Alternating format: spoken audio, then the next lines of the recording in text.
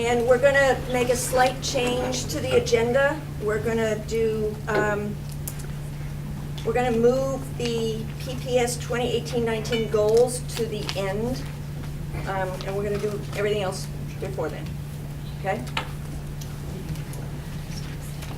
Okay, I'm inclined to start. Yeah. Okay.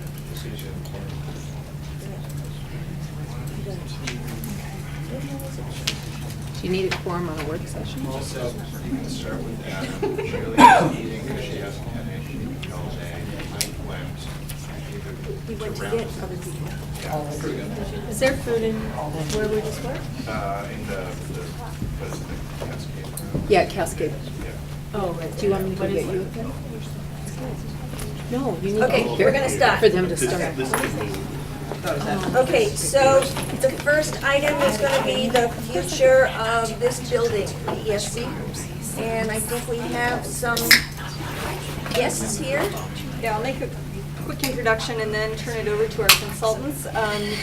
Good evening, I'm Sarah King, Director of Planning and Property Management, and we are going to provide an update for you on the status of the work we're doing on our BESC Future Initiative, and also look for some feedback from you on some critical decision-making criteria. With us today is our team from Cushman, Wakefield, and Leland Consulting Group. These were folks that we selected through a competitive process this summer. So I'm going to turn it over to Chris Sajas and Matt Johnson to introduce the team and go from here. Great. So my name is Matt Johnson. I'm with Cushman Wakefield. Along with Chris, I'll be co-leading this project. Chris will be talking a little bit later about the process and developing criteria. We have Raul Campos out of our San Francisco office here. He's an expert in understanding similar assets, and he'll be describing that process and how we're going to go about doing that.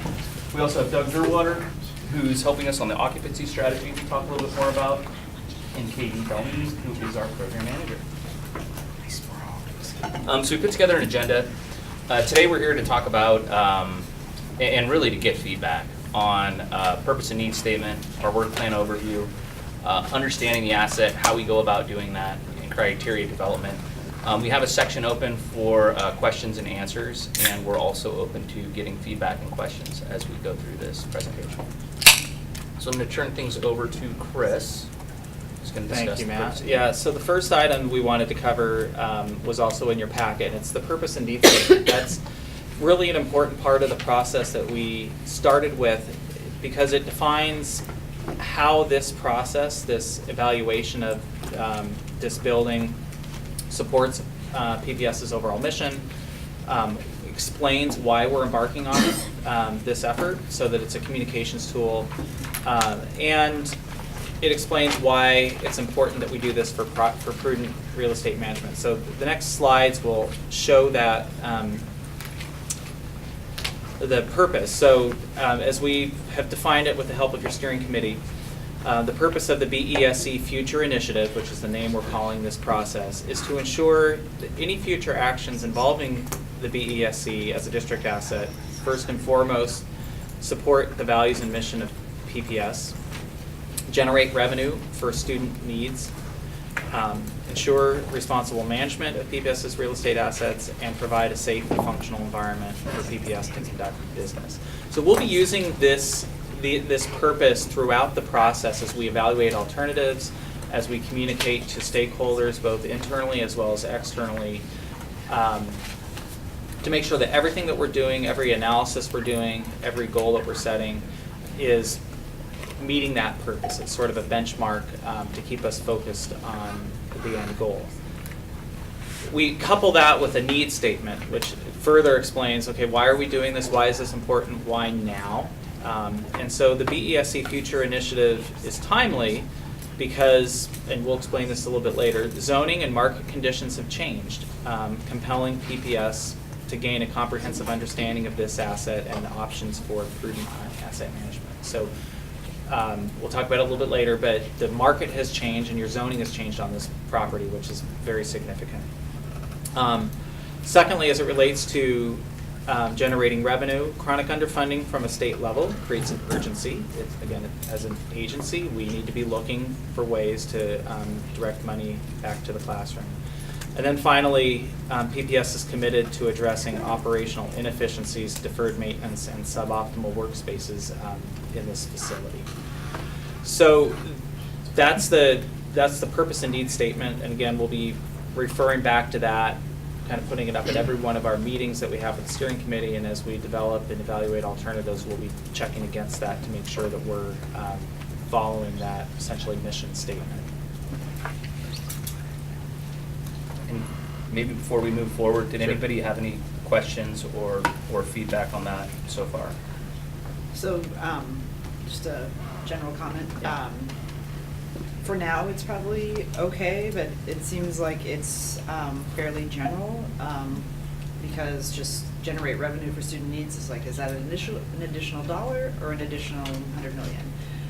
And so I guess at some point, we're gonna need to be more specific, and I don't know at what point in time that is, but that would just be my comment. This is sort of a generally sounds right, but it's there could be a lot of subjectivity to it. Yep. So that actually that question ties in really well with the criteria that we'll be discussing a little bit later in today's conversation, where we start to get into some of the specifics of how do you actually measure these qualities as we're evaluating potential options.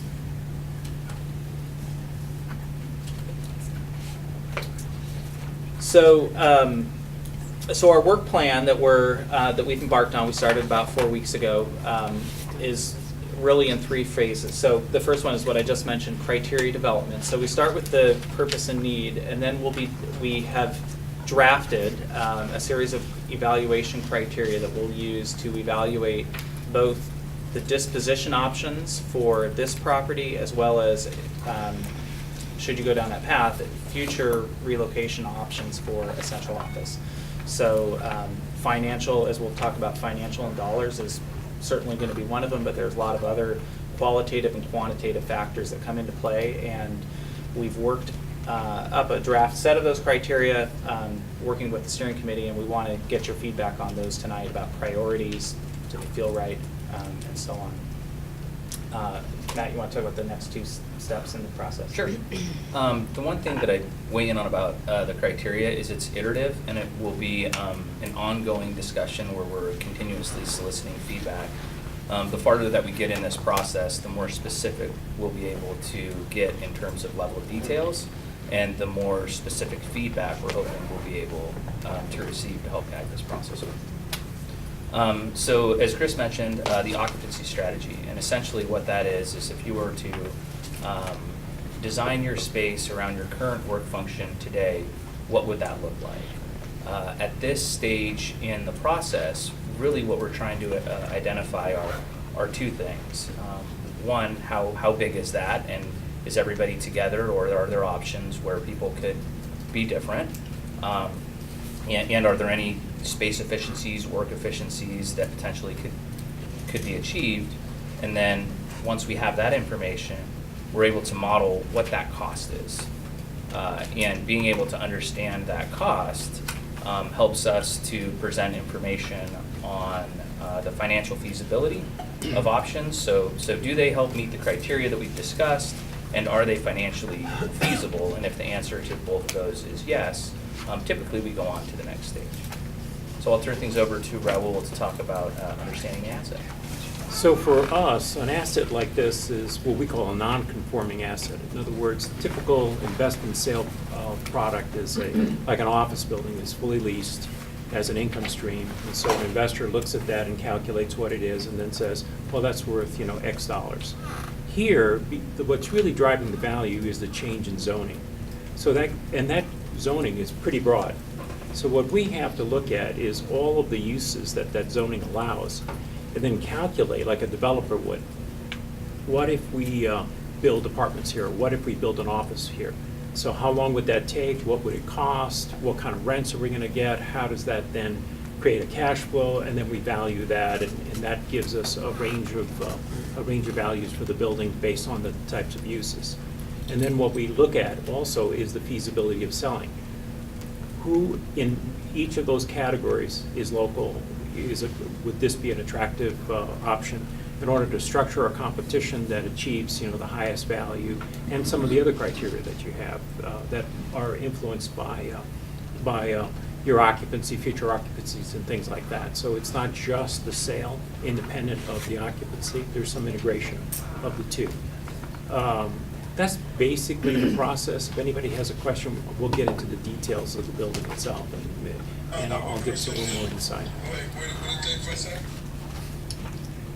Was that a question? Okay. Yeah, so as part of that understanding the assets, we're doing some due diligence on understanding the property. So most of you may be aware, but some of you may not. What's outlined in red parcels on this map is this property. It's not just the building, but there's some property across the street, whichever direction that is, east and south. In total, just a little bit over 10 acres in size. And this building itself is approximately 360,000 square feet. So that's just kind of setting the stage of what are the existing conditions. But, one of the things that we look at, when an investor sees this, what he has to do is not just see what's typically there, but because the zoning has changed so much, is how this whole area is going to redevelop. So that's one of the key things that we really have to get an input, as much from the community as from our own analysis. Yeah, so this is the new zoning map. So this year, what's in purple on the map became EX zoning, which is central employment. It used to be IG, I believe, industrial. And so EX is essentially the city of Portland's most flexible mixed-use zone. It allows housing, it allows office, it allows retail, it allows major entertainment facilities as a conditional use. So almost everything at urban densities, and so almost everything is allowed. That's compared to the industrial, which it used to be, which is pretty restrictive for some of those non-industrial uses. That creates a lot of value on paper from the perspective that the developer would look at. So that palette of legal land uses is going to feed into that valuation analysis. And one of the things that we're going to be looking at specifically with those types of uses is any synergies that there might be with the rest of the properties. Because anyone that's going to be looking at this is also going to probably look at assemblage of land, what are the planning ideas that have already percolated, and what are the dynamics that are occurring here. It's as much a vision of the future as it is a vision of what's there now. Are some of the adjacent properties along Broadway also owners there looking to throw their property into play for something, a larger development? We think that because of the change in zoning from an industrial to an EX zoning, the values have increased just like the value of this building has increased. So in general, the ownerships are going to be more likely to take advantage of that. And whether it happens simultaneously to what is going to happen here or afterwards is really going to, it's a timing issue. Some of the ownerships are a little bit more conservative and some of them are a little bit more anxious to do something. But inevitably, there's a certain synergy of things that are happening. So you wouldn't be surprised that some of the owners say, hey, what are you doing? We'll tell you what we're doing. And investors are going to be very interested in that. Yeah, and some of those planning and influencing factors that are going to impact what's possible is the I-5 Rose Quarter project, which some of you may be aware of. This is one of the concept maps that there will be what they're calling the Hancock-Dixon crossing. So I think it's the Flint Street Bridge where the X's are will go away, and this new bridge, which will come right down your front door, will become essentially the new bikeway coming in from the Vancouver-Williams area. And that's currently in planning and I think environmental analysis with ODOT. So that's going to be a significant project to be tracking, and I know PPS is in communication with ODOT on that. So is the assumption that the DOT thing is actually going to go through a freeway widening? all that? I think, I would say for now, yes, at least from a planning, and I know there's lots of talk in the community about, and controversy over the project, but I think from an analysis point of view, we have to be going on the assumption that it's going forward, it's got funding, it's well into planning. On this crossing, you mentioned trying to redirect bike traffic, but it's also a roadway. It's also a Bring roadway. Traffic in front of the building, just significantly. Yeah. Yeah, we're scheduling a meeting with ODOT and PBOT here shortly. Hopefully in the next week, we'll know a little bit more about whether they've got estimated traffic counts.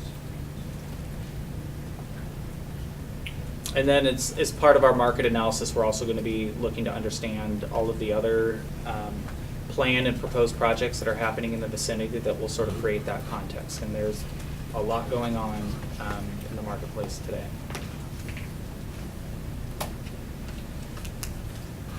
Okay. Sure.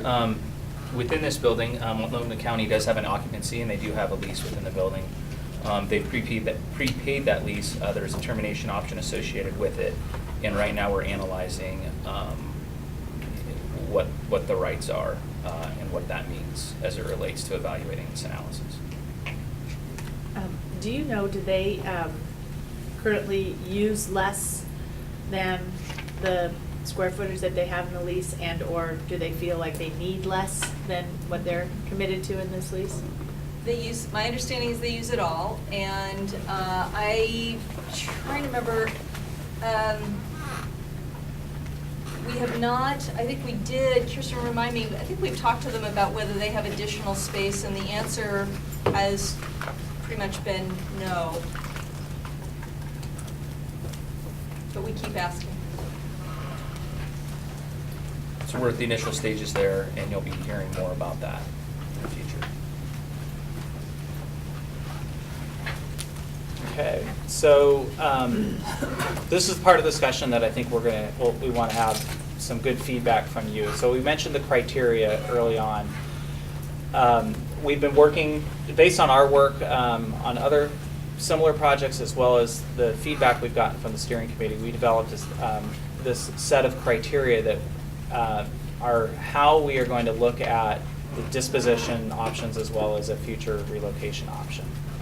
And each one of these can be measured a bunch of different ways. Some of that was outlined in a little more detail in your report.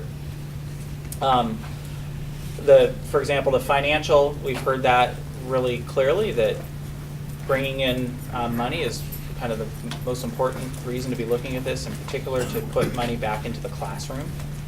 But there are also some more detailed ways of looking at that. It's not just dollar value, but it's things like creating a perpetual income stream, so there's revenue over time potentially to go into the classroom, or simplicity, a deal structure that's relatively clean and easy to understand, easy to explain, and without complications. Risk that it may not turn out as financially viable as it was initially thought. Those are all ways that we might evaluate the financial aspects of either the disposition or the move. In the traditional financial analysis of net present value, and all the other impacts that you might look at.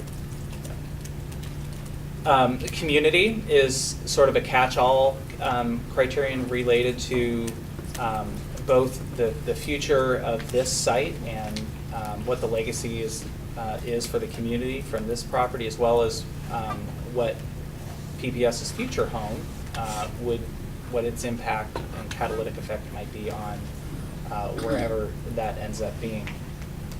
Just knowing that those are important things that we've heard from the community, and we know the community is talking about that, and so understanding that, evaluating that as a part of the conversation is important. The next one down, functional work environment. Do you want to jump in on that one, Matt? Yeah. So functional work environment, this is really an opportunity where organizations of this size, really every 30, 40, 50 years, have an opportunity to redefine what their work environment looks like. It's not only for the employees who are in the space, but it's also for the public and for the community that come into the space.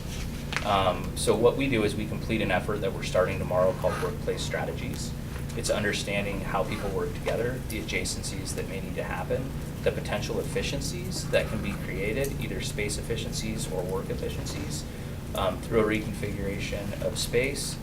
As I mentioned earlier, potentially does everybody all need to be together, or are there opportunities where there may be functions within this building that could be more effectively and efficiently carried out in other locations.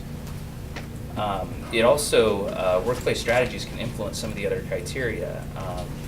For example, we have retention and recruitment on here. The type of space and how receiving the spaces can help accomplish goals like retention and recruitment. It can provide a space for principals to get together potentially for a meeting that you're having in-house without having to go rent space at a different location. So we're at the very initial stages of evaluating what the space could look like if it were designed today and what potential efficiencies could be put in.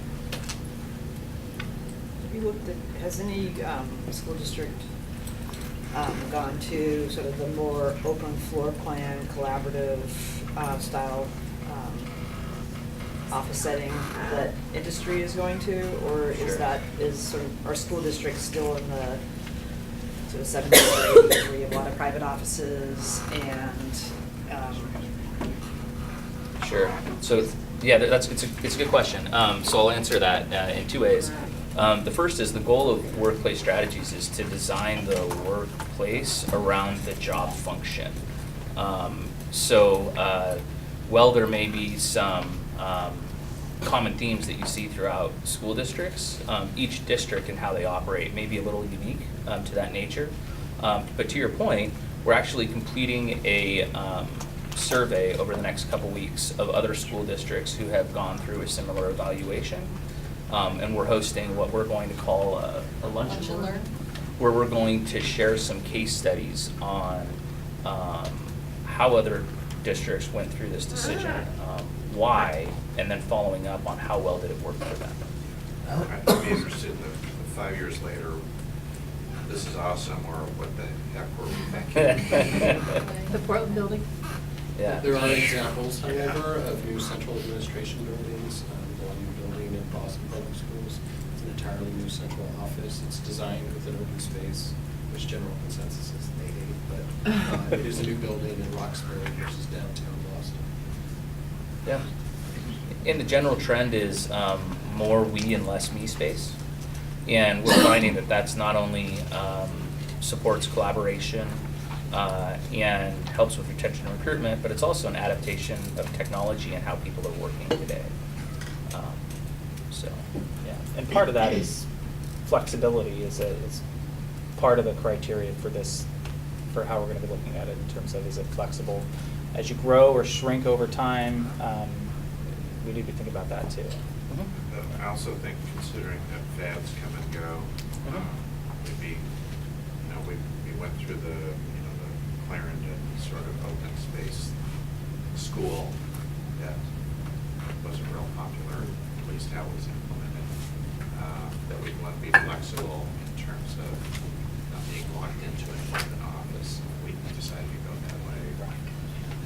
Especially because our assumption is we like to use the term legacy decision. This is a place you're probably going to be for the next 20 to 30 years, and you can't be locked into something that's not going to work. So either, so it has to have that flexibility built in. And it's a fun exercise to go through. And it's also one where we ask a lot of questions, and then based on what we hear, come back with recommendations that we think will help support not only the people in this building to do their jobs more effectively, but also can help be a tool for PPS to accomplish their larger mission and objectives. So if done correctly, it can be a very, very exciting task. Is community use also part of the analysis? Yes.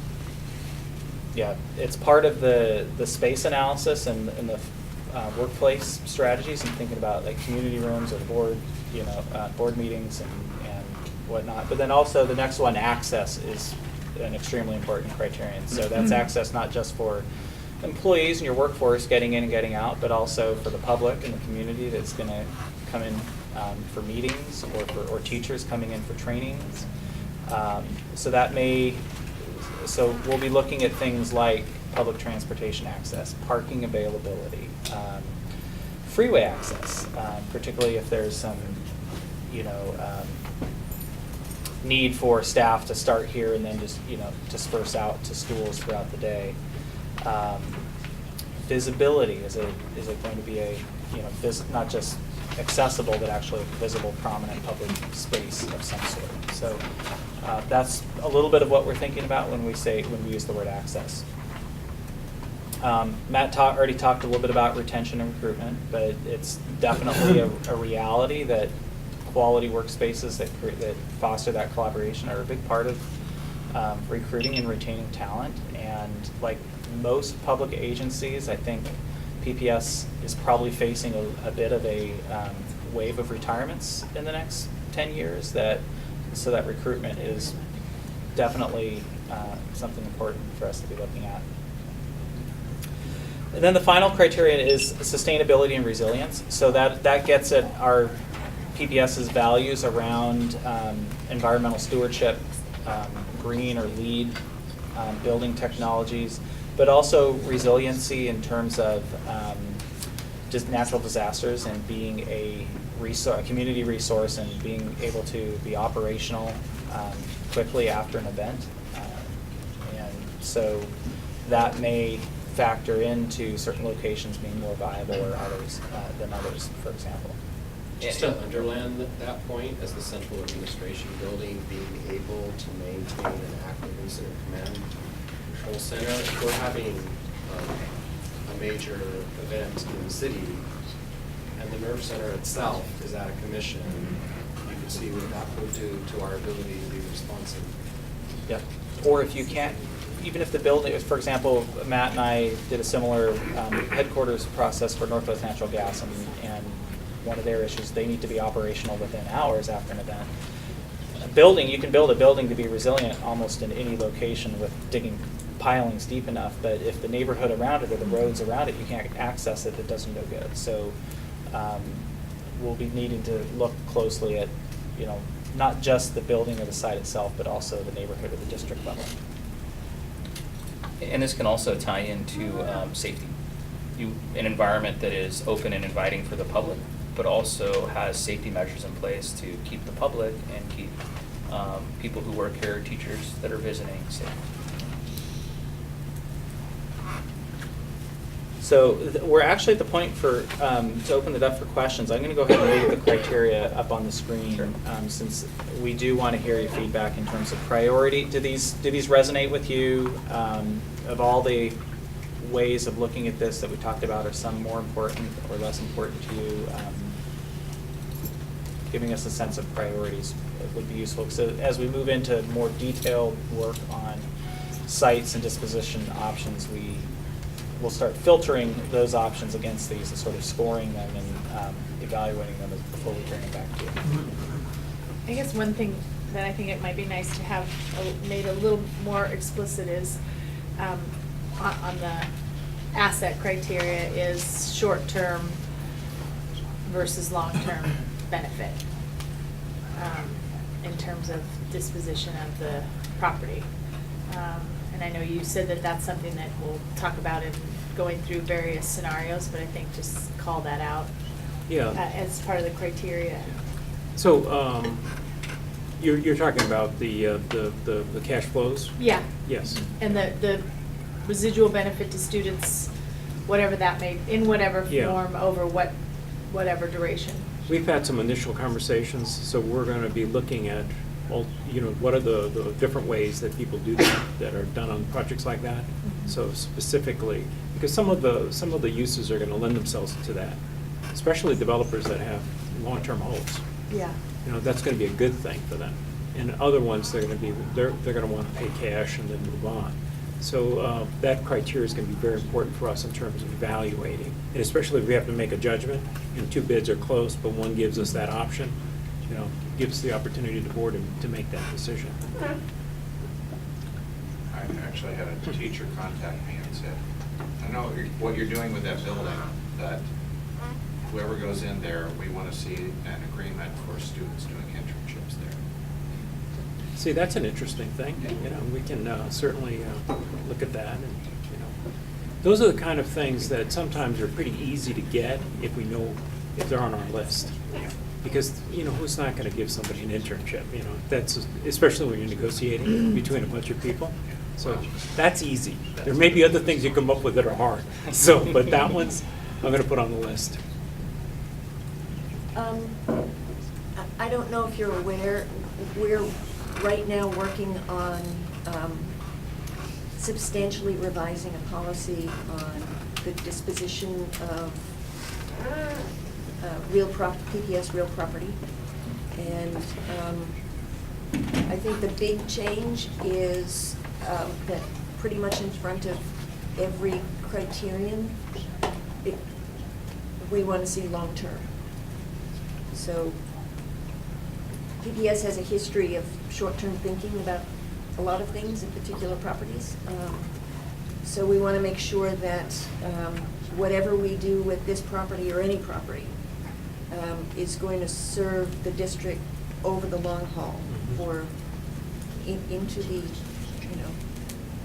eons. So I think that's probably worth noting. But that value doesn't necessarily dictate deal structure, because long-term benefit could mean a big pile of cash up front. Maybe. Yeah. Yeah. Maybe. And there may be ways to structure that in an annuity structure that allows you to do the same thing. The universities have done quite a lot of really interesting things with regard to having property and land and being able to reap the benefit for a long time. So, and we recently did a project for Stanford University that has a huge legacy on the research part. So we've learned quite a lot from them. So we'll be testing those ideas out with you.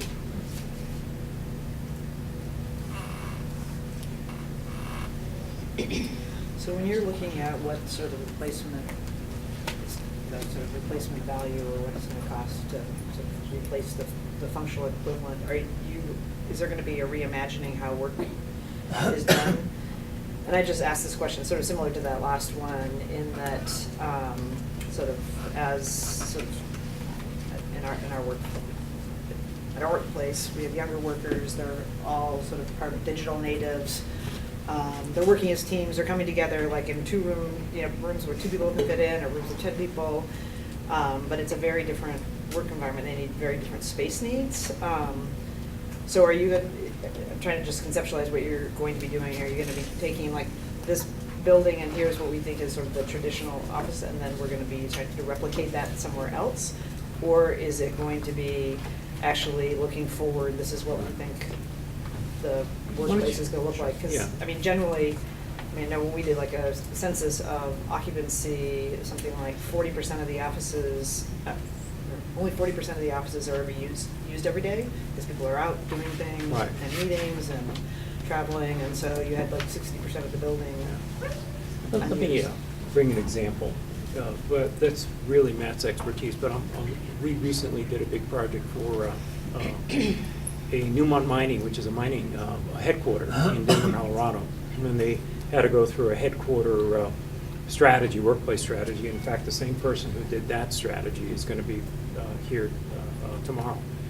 And what they did was, this was a headquarter that was very mature, big offices, very luxurious, and a very high-end building, and very traditional. And when we looked and talked to them, the reaction was, well, we're hiring so many millennials because a lot of mining operations is very technology-driven, and they hate this place, and it doesn't work for them. So part of the process was to understand the structure, because there were some people who didn't want to go into those type of spaces, or legacy, and how do we keep them happy and motivated? Plus, the operation, similar to your operation, was not everything happens in this building. So how do you communicate with other parts of the geography? What kind of communication technologies and kind of conference rooms, video conference rooms that you need, so you're not traveling back and forth. So all those things are first conceptualized. You know, part of it is, you know, what is the demographics? What are you moving to? And then conceptualizing how you work now, where the stresses are, and then how are you going to work in the future. That isn't done by imagining it in this building. It's done by, it's almost like if you were building a house and your architect was just doing little bubble diagrams and saying, you know, how big a kitchen, how big is this, or how big is your living room, what's the relationship? The same thing, only the type of space, the type of people. Now, one of the key things that I've observed there is the vision that you have for the building. And there, you know, you have some unique opportunities because public is coming in. So what do you want them to see? What do you want teachers to feel like here? If you walk through the building, why aren't there photographs of the classrooms or the teachers, or why aren't there other things that kind of, you know, tie the administrative aspects to the classroom aspects? Those are the kind of things that we need the board feedback, but we also need feedback from other people during these sessions to kind of crystallize, because the sharper that is, the more exciting it is, you know, the easier everything else is to define. It starts with that, you know, that strong feeling like, wow, this is really going to be great, this is going to be exciting, and this is what we should have done all, you know, the last few years. So which way are you going to do it, or is that part of the discussion? That's Yeah. really what's occurring with So workplace strategy. Yeah, so it begins tomorrow, and workplace strategy starts with collecting a lot of information. Typically what happens when you walk into a situation for an organization that's been in a building for a long time is the workplaces are designed around the space. People go where there's room. And what we do is start by, if you were to design your building around your space, how would that look differently than trying to fit in where you are, if that makes sense? And we have a lot of those discussions, and ultimately it gives us a program that says, in a perfect world, this is what we think about you would need for a number of offices, number of meeting rooms, number of conference rooms. And then we take that program and we translate it to different potential alternatives. And the way that program lays out in different alternatives is very different. For example, you'll typically find that you're a lot more inefficient in a building like this that you've made work versus something that you have thoughtfully designed a program for.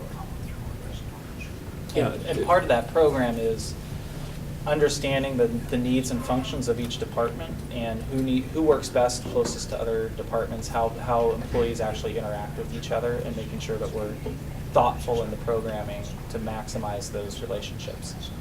Yeah, and the inefficiencies, it's not unusual to have older buildings that are 15 to 20% more inefficient. So before you even touch the office sizes, you can reduce the square footage by 20%.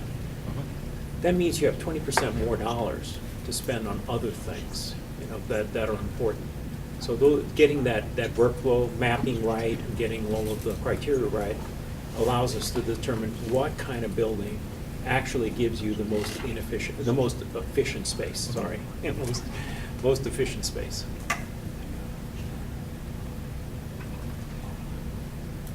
So we would want to do some assessment and study around these issues, and some of the shortcomings that we may not be using it for because it doesn't lend itself. So every time we bring our principals together, it's a great expense to rent a hall somewhere, Right. for example. But I heard you ask from this list here, how would we order these and prioritize them, right? Mhm. Is sort of what you're Yeah. looking for a general. Yeah, here's the thing, all of them are important. Yes. And if we could, in the perfect solution, they all would be number one, right? But what's going to happen is we make trade-offs. If, for example, we find a building that is, our site, that we can put a building on, that is great in terms of access, but maybe not so great in other aspects, so then you can have that discussion about where should the trade-offs be, what's more important. So that's it. But in general, what's important here is just at the most conceptual level, is those kind of things that you say right off the top of the bat, what do I want to see? What would make this successful in my mind now? What are the things that are important to you? And so that we have a sense of, those early priorities. So is the seismic an on-off? I mean, it either will be operational. Right. Yeah. Or we're not gonna look at the building. or Right. the space. Exactly, there may be some that are exactly like that. Yes, that's good.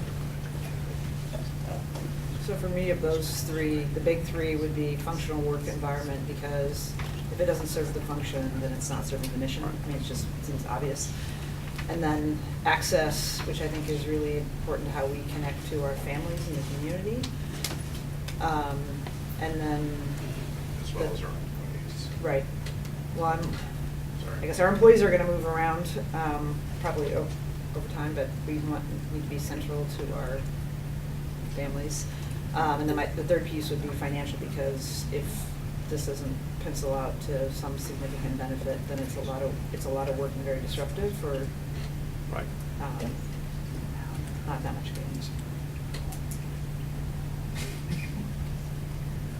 One of the things that we're gonna do real quick is the valuation. The first part of it is gonna be a reappraisal that we're gonna do. We have one of our top appraisals in the country, located in this area. So we will do that very quickly. And then we're going to the hard work is the work of actually mapping out each one of the uses and developing all those. And that'll give us the better range. But we will start confirming really early on, what the value. You have an existing appraisal now, do we find that it's in line? What are the issues? So very early on, because we don't want to, if there's an issue, we don't want to go so far, off field. We want to be able to identify those right off the bat.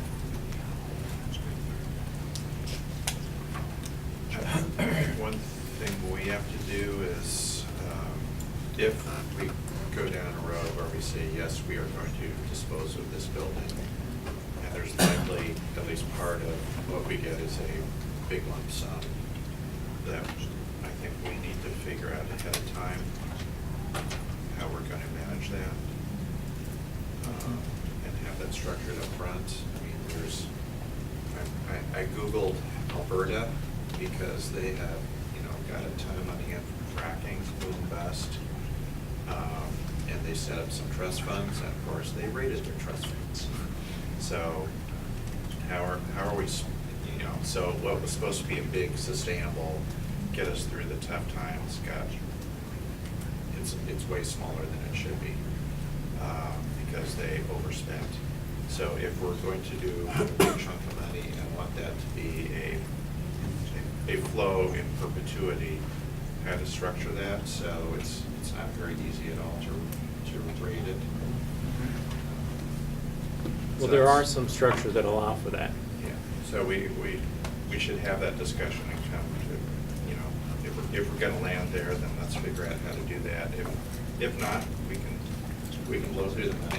Yeah, it would be helpful to have It's not that there's bad things that we could be spending it on, but. It would be helpful in an executive session, because, to discuss some of the standard ways to do it.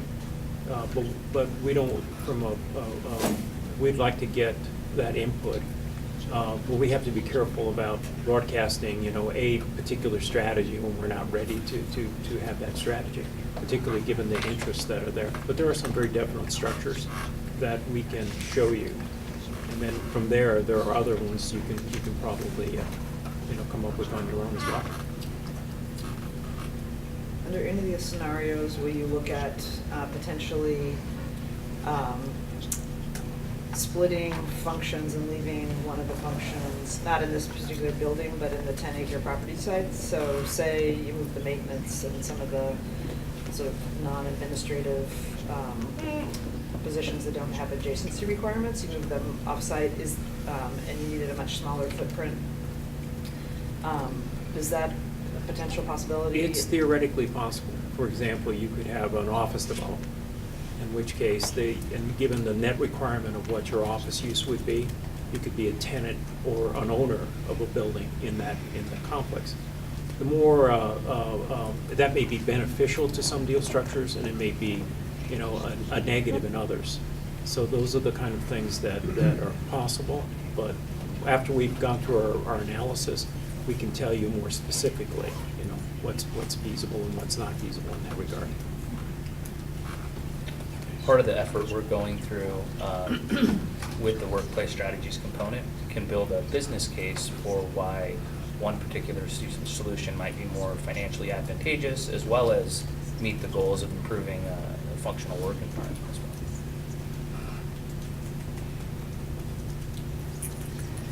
So what do you need from us? Well, we need you to understand our process, and if there's anything you feel that we're missing, that we should be covering as well, those are, whether you think that now or later, that's helpful for us. Also, whenever it's always good that you're part of the community, you hear things, you know, give us a heads up, you know, say, hey, you know, this is concerning the community or concerning our employees or whatever, and those are important things. The other thing is that understand that the process is going to be an iterative one. We're going to come back to you as we get more details, because right now we're talking about broad generalities, and pretty soon we're going to be talking about very narrow options. So as we go through this process, we don't want to surprise you. We don't want to go from here, and all of a sudden we're coming up with solutions. We're going to be taking those solutions and engineering them so that they work against the entire criteria and not just for one or the other. And part of that balancing out is that nothing is ever optimal. But what makes what we want to make sure it's well balanced, that what we achieve has good value because it's well balanced. So what would be the first decision that we would have to make, and what's the rough timeline for starting the discussion of that decision? The first decisions, and Matt, if you'd like to lead off, but I would imagine it'd be the workplace strategy according to our schedules. Yeah, the whole the phase that we're in now is developing enough understanding about the assets so we know what we think, you know, a range of what that value is that we can achieve. Then it's developing the program through the workplace strategies so we can model that to understand the potential costs of what that would be, and if it's an improved work environment. And if the answer to both of those from a financial standpoint is yes, and from an improved work environment is yes, then we go forward with the rest of the project. Yeah, so at the next meeting you would have an analysis that said, here are the potential range of values. You know? And that's going to occur in two different levels. The first level is what we are quick and is to get, you know, 20% that gives us 80% of the answer. So you'll have here is what we think the range of values. Here are what the best buyers. Here's what can happen. Once we understand that, we'll also be able to talk about the structure. You know, whether it's how to structure something that has payments over long term, or you know what is feasible or not. Plus, we will have the workplace solution. In other words, here's what you need, the square footage. Here's whether it should be together or separate based on the criteria that you've given us. And then approximately, given the location and access data, where is the search area for a facility like that? So that's your first big cut. And that, you know, you can then look at the criteria and say, well, wait a second, that doesn't make sense for this reason or that reason, or, yeah, no, that seems very intuitive and works. But it'll give you your first good solid look. It'll also create a lot of you'll have a lot of content there to come up with different ideas and have more questions and more feedback for us. That's approximately, what's the timetable that? I'd say that's probably in the next 4 to 6 weeks.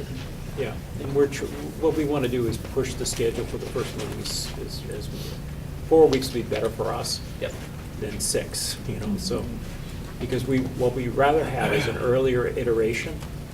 This is like, you know, going to the moon. We want to get the general direction right.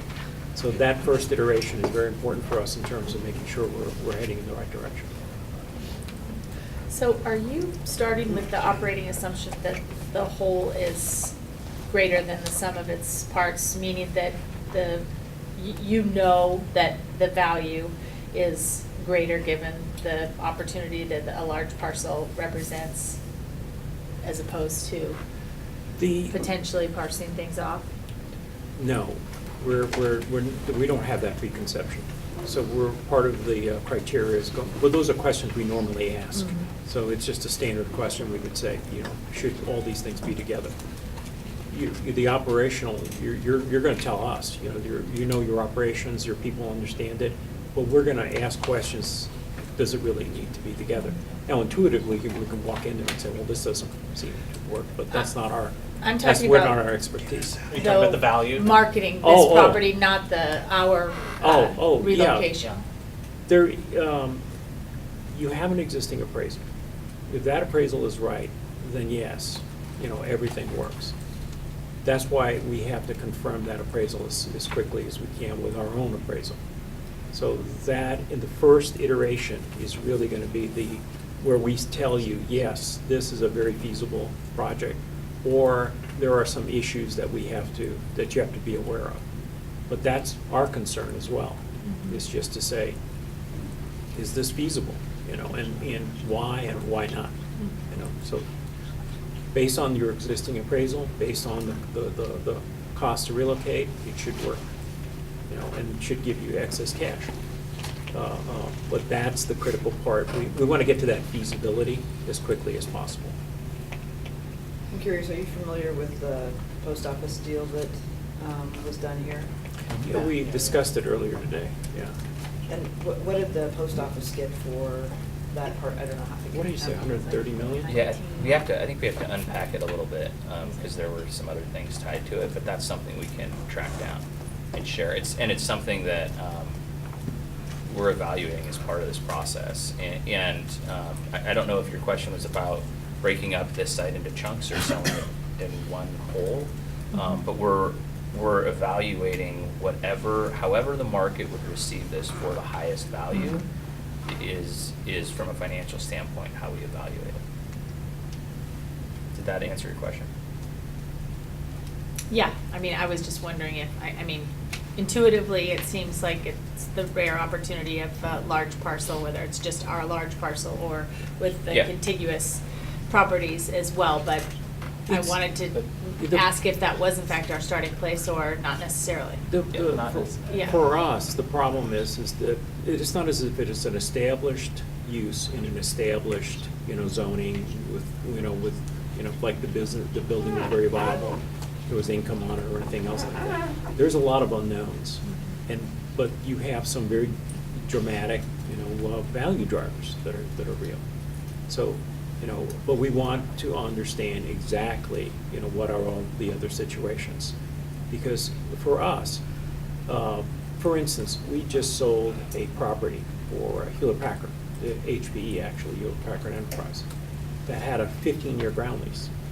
So they appraised it for a couple $100 million.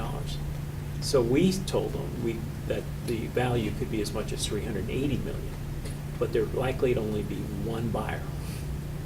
So the riskiness of that whole project was very high. Now that one buyer bought the property, even with a short-term ground lease, paid exactly that $380 million. So, but that came from really understanding the context, in understanding it. Because it's not fair for us to tell you that you're going to get some value, and then only one buyer shows up and you don't know that. And then you're really running a risk. And even if it's successful at the end, that's not the way we do business. So we want you to clearly understand, what are the values, what are the risks. And we might be very pleasantly surprised, I think, given the variety of different zoning.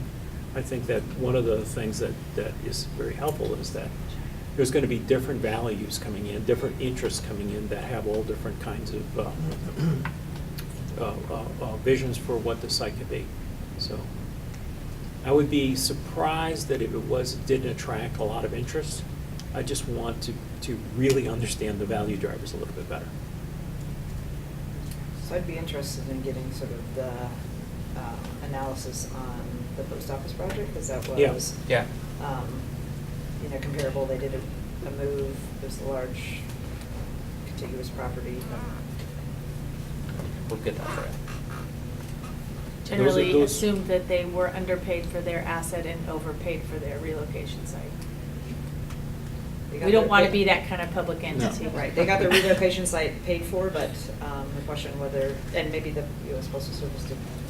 Yeah, so Not we. that they didn't need it, but maybe they didn't ask for it. We will always break down the analysis into components and value them independently. So if somebody's, and people will come with those kind of offers, we want to make sure that, they're not, it's not overpriced in one direction and underpriced in another. So we'll have those values. And in all likelihood, there will be two different parties on each potential solution. So I'm just going to voice a concern I have, and this may sound odd, but the community one. So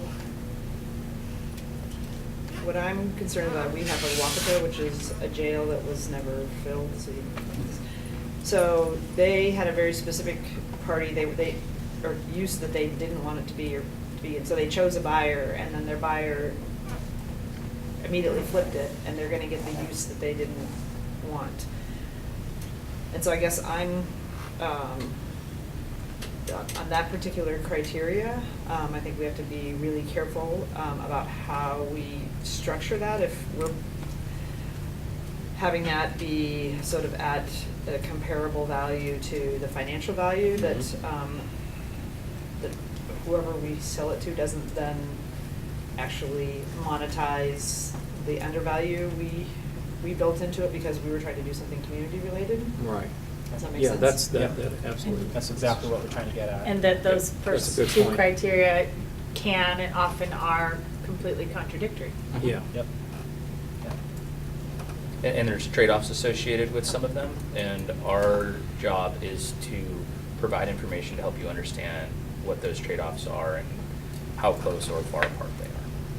Yeah, and that's a good point, because some of those structures get very inefficient, in terms of financing projects like that. So it's not unusual to see them fail, and then somebody else picks them up and puts a different use entirely, so. Yeah, well, it was just a complete flip. I mean,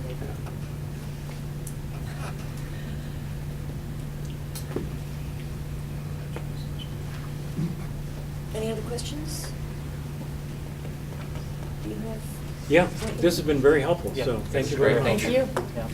Sarah, when are we going to be back in front of? Not sure. Not sure. Yep, we'll talk more about when 4 weeks. we will have information, yeah. Can we get that And- PowerPoint? and their Oh, it's schedule. just stay on. Oh, Yeah. just on that. The PowerPoint? Okay, yeah, sorry. Sarah something. Yeah, we'll get it. I just got it. Oh, terrific. You got it. Thank you. I think the one that I sent you has says draft on it, but it's not a draft. Okay. Katie, use this one. Yes.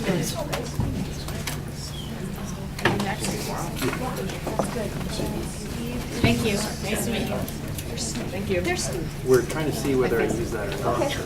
Great. I don't know if this one, I told this one. Okay. I could eat just as good as that, that's fine. I sort of flew into that. Okay, you might become more lucky. I'll be right back.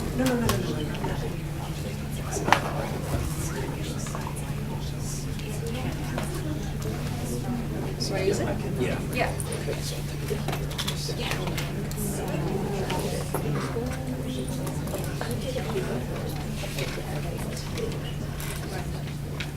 This little drawing, it's the cutest little thing. Steve files. All right. Do you guys have a PowerPoint too? I'll leave it up to you. Just have a short video presentation. Well, yes, short video and then the PowerPoint. Is there any small text? Sorry, I have to move it. Oh. Largely not. I mean, the primary documents are pretty bold.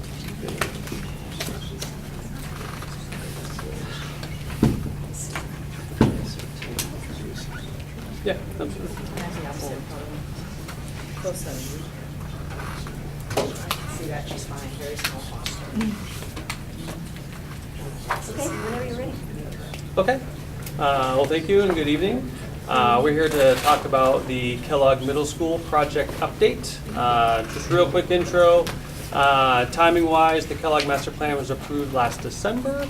There have been some changes in the course of the project. We last gave a project-specific update in July of this year, and we are back again to give another update. So that is our goal tonight. I have Deb France and Steve Efros with me, and they're going to walk through a quick, like 3-minute little video, kind of a fly-through of what the design looks like right now.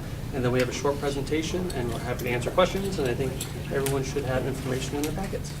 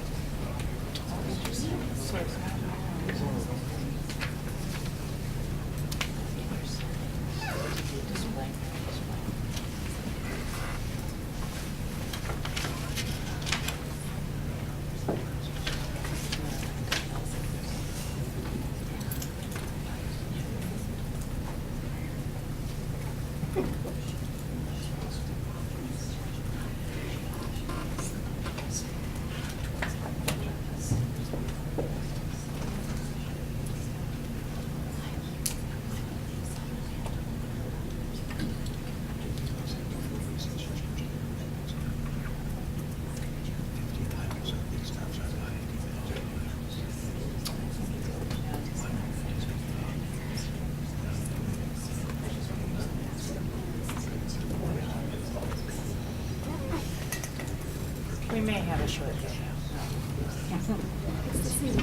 I don't know. PowerPoint today? Yeah, I need to.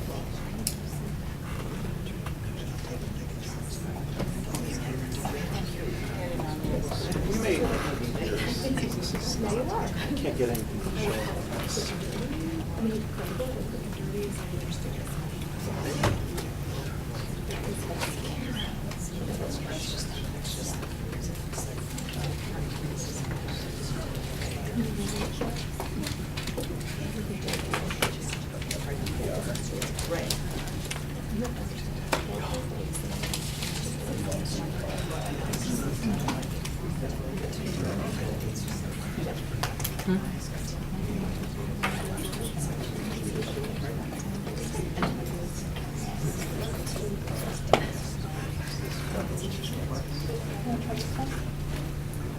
Yes, yeah.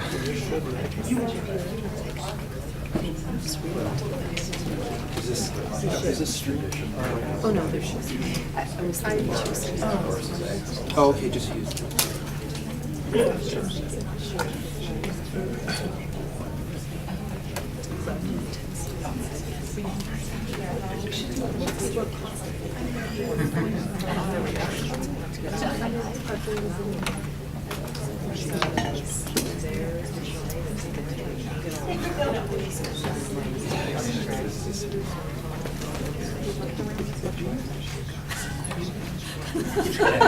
I know you built it. Oh, no, I never worried about it. I never worried about it. Legal name. I actually, it's not a I mean, it is professional. Maybe they don't have research.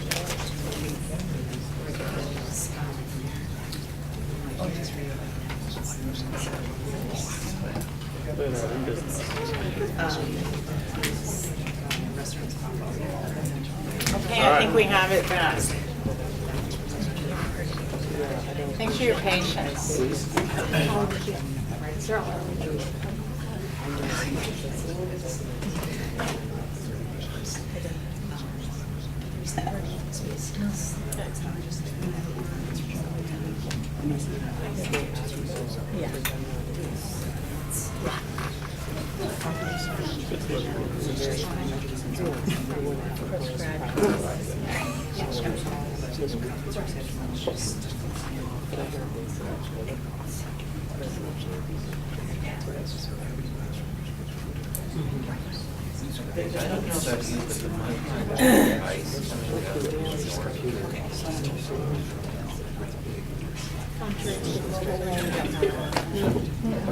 Why don't you just come in, but it's different.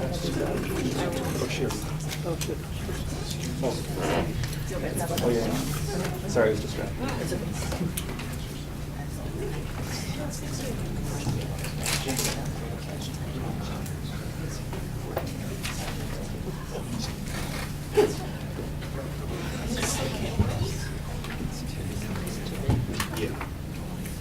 Oh, wait, you gave it. The dazzle of it all. Well, I think we're just gonna have to Yeah. do that. Well, fortunately, we also took some still images from our fly around, and so we may rely on those more than the animation to walk you through the project update. So I'm going to use what you've just been handed out. Oh, there you go. This is the intersection of Powell and 69th, and so what you're seeing there is the view of Kellogg Middle School right from that street intersection with the 3-story learning suites abutting Powell, and ahead in the middle there is what we're calling the lantern. That's the central spine that's circulating through the building, and you'll see more of that as we walk through this. The next view is turning the corner, which is from 69th, and the front door, which is adjacent to the learning suites there on the north side. And then running from right to left, you'll have administration, which is next to the commons, and then the gymnasium.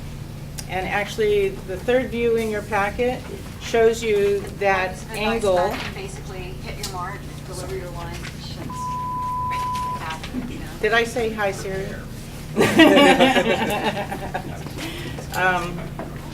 This third view gives you that angle, which is from the farthest north corner from the residential side of the site. And so you're looking past the gymnasium here on one side. In the center of note is the new Performing Arts Suite Edition, which has been updated since we last met with you. And then you see the sliver of administration by the buses, and then the learning suites that's in the far distance near Powell. Now we're going to go inside, and there's a couple of images here showing the commons. The commons is just immediately after you enter through the secure vestibule and you come into the heart of the school, and it's a wonderful high-volume space, large enough to serve the student body in 2 lunch services. And if you turn to the next image, this is also from the commons looking back to the main secure vestibule. There's the main stair as part of that space and the circulation through that going up into the learning suites. And there's even one third view of the commons from the very far edge where the servery is, looking back to the front door. So you kind of get a sense for how significant that central space is. Now, if you go to the next view, we'll take you through the commons back outside, and this is a secure, we're calling it the student union. It's essentially an outdoor area for the students to use. It's completely fenced in. This area is also, if you recall, serving as an emergency vehicle access point to the building. So that large circular turnaround is adequate for a fire emergency vehicle, fire truck. And then moving inside, we're giving you a quick view of the administration suite. The administration has a pass-through window from the secure vestibule and an access way, so certain visitors who might be delivering supplies will never actually have to enter the school. They'll work right through the administrative suite. And then we have some open areas and, of course, some offices for the principal, vice principal, and their assistants. Moving back into the school, this view is showing us the angle of the media center, which is right adjacent to that main stair from the commons. And you see here that we are reusing the an architectural element from the former Kellogg School as the doorway into the media center. And as you walk down that hallway, and you could have seen in that previous view, the lantern, which I pointed out from the outside of the building, is also an extended learning space. And so this view gives you a closer experience of that. That lantern extended learning space is available on all 3 floors, and it's really a nice, flexible, adaptable space. Adjacent to that is this next view, which is the outdoor learning garden. So in addition to that large, secure student union that was off of the commons, on the PAL side of the building, adjacent to our art classroom and our STEAM classroom, is this learning garden. And the programming for this is to allow the student from those classes to enter into the garden and use it as an extension of the classroom. We have an outdoor seating area that's using boulders as seats where some instructional activities could take place. We're actually doing some processing of experimental spaces for science, and we have some bikes shown in this view that can generate electricity and show students how power is generated. So it's a really exciting opportunity to bring the classroom outside. Can you orient us where on the property this garden appears? I Where's would, the back fence? yes, if you go back to the very front view, you will see it right past that Kellogg obelisk. That's the fence. That's where it is, yeah. Super exciting space.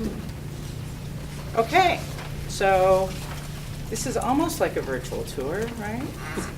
I'm going to take you back into the media center. We are showing you a view in this packet of what that space is like.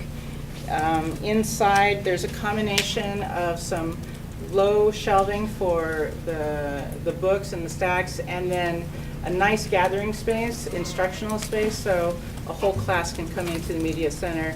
And of course, that also can use as parent meetings, community meetings.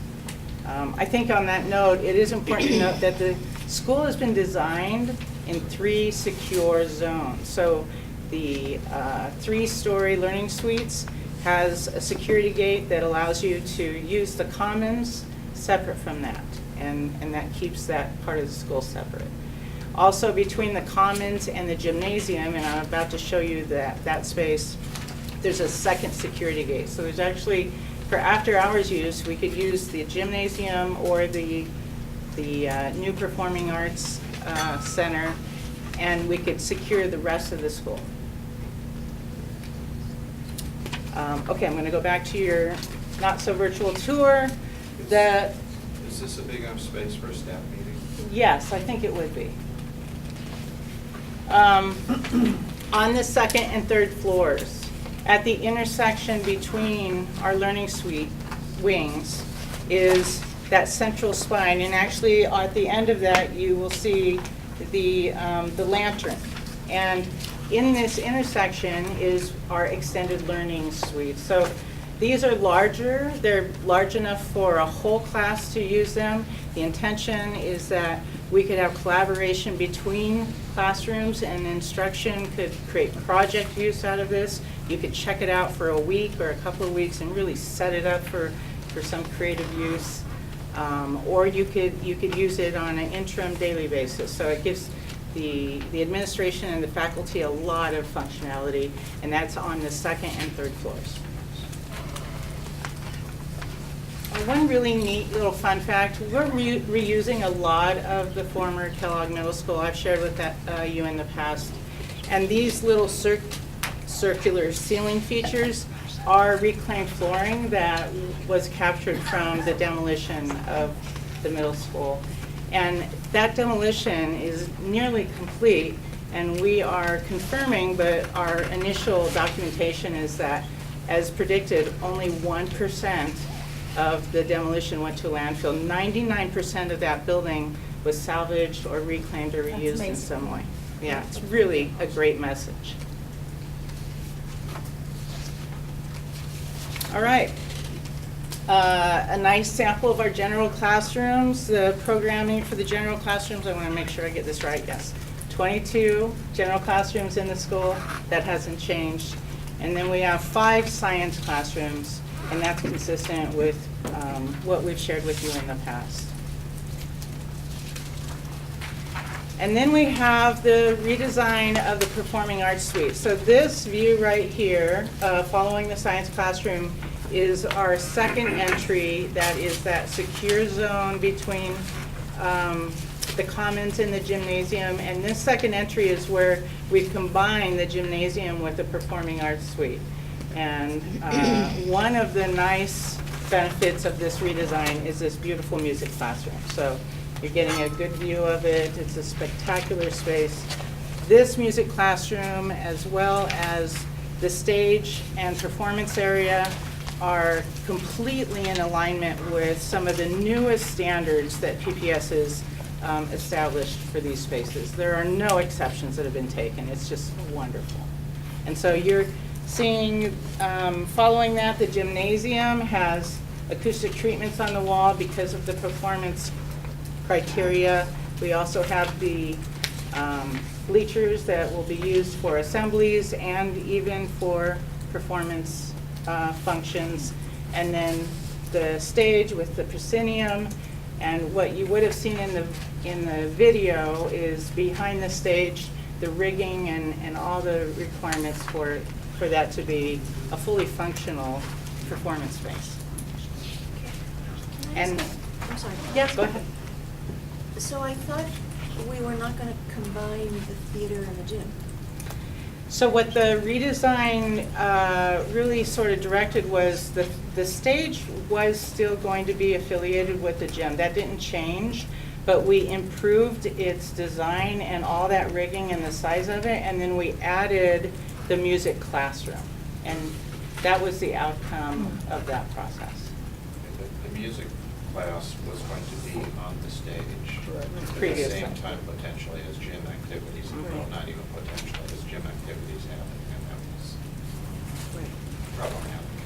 So that's correct. Suboptimal, as we like to say. And there's what's called a skyfold, top-down enclosure or wall that will come down. So you can completely separate the two spaces acoustically and as two separate program spaces as needed. Which two spaces? The music gym room and the stage. The gym. So theater and gym class could happen at the same time, and the skyfold could be down, but music would always be separate. It would have its own space. Before I let Steve take over, I did want to add that, you know, just to achieve the completion of our design development process, we've met with the design advisory group. They did get a update early in our DD process. They have seen through email communications the redesign as well. So that's been communicated with them. And through the process, we've met with them 7 times. Our steering committee, which is a set of PPS stakeholders and through leadership and offices of teaching and learning and other stakeholders, we've met with them 17 times. We've had 2 community outreach events where the community has been invited to comment and provide feedback, and then 21 internal focus groups. So all of the materials and maintenance and all the TOSAs, and it's a long list of stakeholder groups that we've gotten feedback in. So at this point, we are at the conclusion of what we would call the engaged design phases, and pending the outcome of tonight's meeting, we're ready to proceed into the more technical permit documents. So practically, given the shared space here, if there were a student performance, seating would be arranged on the gym floor. So Wednesday night, it could be a basketball game, Thursday night, it could be a play. That's correct. And there's a variety of different ways those bleachers can be deployed for either a small amount of seating for an athletic event or way out for an assembly. And I believe for an assembly, it covers the entire school. If you want for performance that requires more than that number, you can have additional seating in front of that. It actually would give you kind of a theater seating Yeah. feel. Yeah. Exactly. Estimated opening this fall, 2021. 2021 has not changed. And I'll show you a schedule that three lays years, that out. because you got the rest of the design process and then the 2-year construction, roughly. Yeah. So I have a question about this, but it's probably not for the Kellogg team, but a more general question. That in the cover memo, it talks about that the ed specs that they represent the district's vision for this and future middle schools. Is that correct? So this is Kellogg and into the future, the ed specs we're going to use? Well, I mean, we had a lot of conversation about, but it has the science labs, the performance spaces, the things that we had conversations about should be part of equitable facility, right? So there isn't anything in the teaching and learning team, or in other words, there's nothing missing, right, in this plan. Correct. And we would want to see similar features in any future building. So, I'm gonna make myself into my 6th grade self. Scary thought. I was not a well-behaved 6th grader. But I wasn't into the arts at all. And so a lot of the built-out spaces that are more in the electives are about the arts. So arts, dance, music, and I'm just curious. So like the space I loved was shop. And I'm wondering, as we think through sort of when we get to the rebuilding all the middle schools, whether that's an option, because the art strand is just not for everybody. Was that at all like contemplated? I know we have the 3-day experience, but it used to be PPS had shop in 6th, 7th, and 8th grade. Yeah. I don't know how far along we are in any conversations around what does a CTE precursor look like, right, to give kids sort of a more hands-on experience. I mean, there's certainly a space that you could work with and design programming for, but are there spaces in Kellogg contemplated that could be converted readily, to support something more workshop oriented? It might involve machinery, it might. Mhm. The eSteam lab or classroom on the ground floor that has the roll-up door into that learning garden is, it has a tool cabinet that has a lockable, secure grill on it, and tools are intended to be available. And in fact, the district has had discussions about there being a tech available to the instructional staff, so that is not an assigned classroom. That's a space where maybe some shop activities could happen. So would we say Is it's that a makerspace? Yes, it's a maker space. But Well, it little kids comparable- with tools can be a very dangerous thing. I mean, so I guess I'm interested, it's good to know that we have the space in Kellogg. I guess when we go into the thinking about what the baked ed specs are for the rest, I think I would like us to look at something other than just the arts, because again, and there's nothing wrong with the arts, it's just they're not for every kid and they don't engage everybody. And it seems like that's a missing piece that would be good to have built into the curriculum and not just 3 days. So is the space similar to a Fabian? Very similar. It's, yeah. And that Fabian space is like 24/7 for teachers. So. I'm sorry, with teachers or? By teachers, yeah. For from hands-on what I learning. understand. Yes. Is that just for the middle school students? No, I don't think So everybody? There's 2 spaces, and the elementary uses the lower level one, and the upper level one is shared between Concordia and the middle school kids. Cool. So that's, Or and part of their that's, teacher training, how to do hands-on. it's still very much sort of, what's the best way to maximize that space? What's a curriculum for that? Who's providing the instruction there? It's kind of piecemeal. Honestly, I haven't seen a consistent use of those spaces, so I want us to really take a look at that. And we've had conversations about that.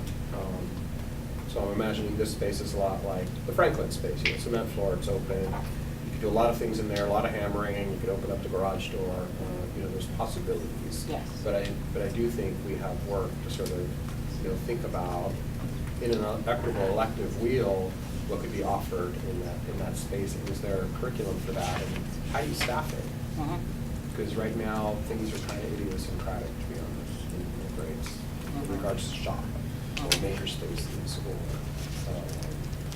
There's some good work that's kind of started, but I don't think it's kind of been institutional across all the comprehensives. Is there a tables on it? Sort of bottom line.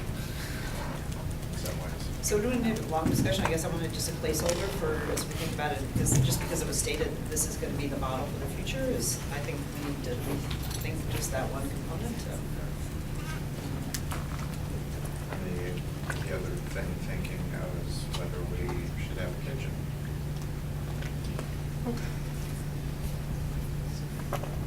As part of our program.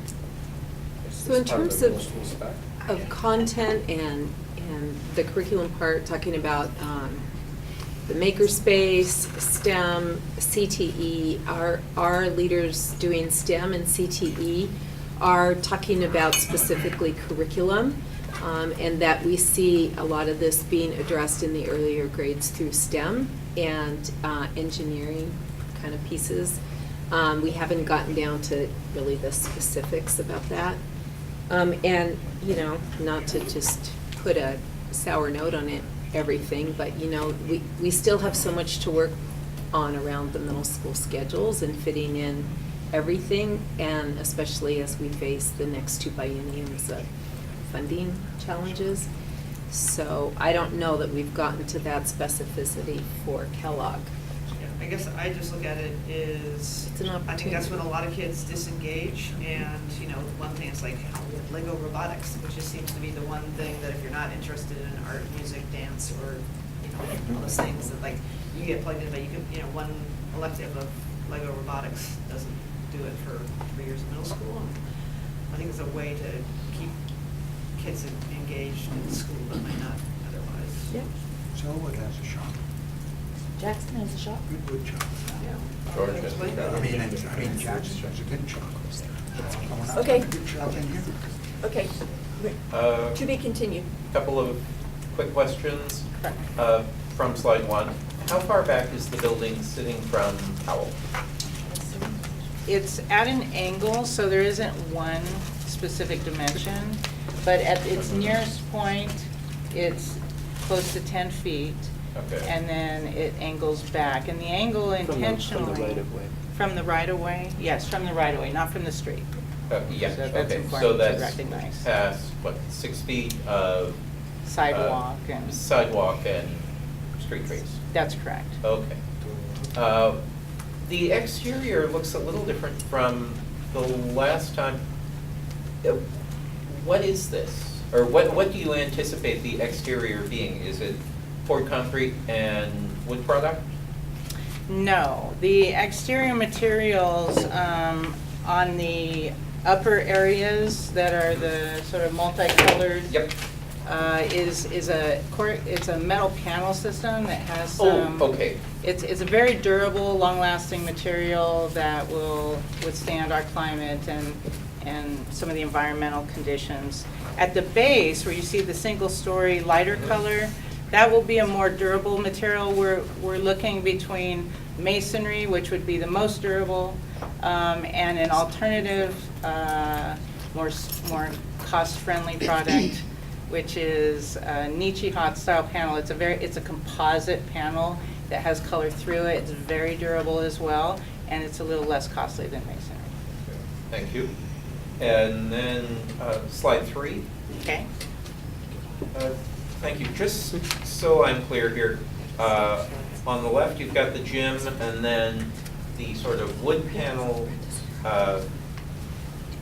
The performing arts, That's the the orange. performing art. Uh-huh, That's and the that- Beggar Music Room. That would also be a version of that Nichiha panel, that Okay. composite material. The gym is concrete. And then the darker brown behind our little yellow school buses there, that's admin? Yes. Okay. And the main entrance being at the back end of the last bus? It On the is, right? yes. Okay, If you good. look at that view, that main entrance is right there at that intersection. Okay, good, thank you. Wanted to make sure I was already, beautiful, thank you. How would you score that composite in terms of sustainability, environmental impact? High. It is a highly environmental friendly material in how it's produced, what its composite material composition is made of, and it has a long lifespan, so it's very sustainable.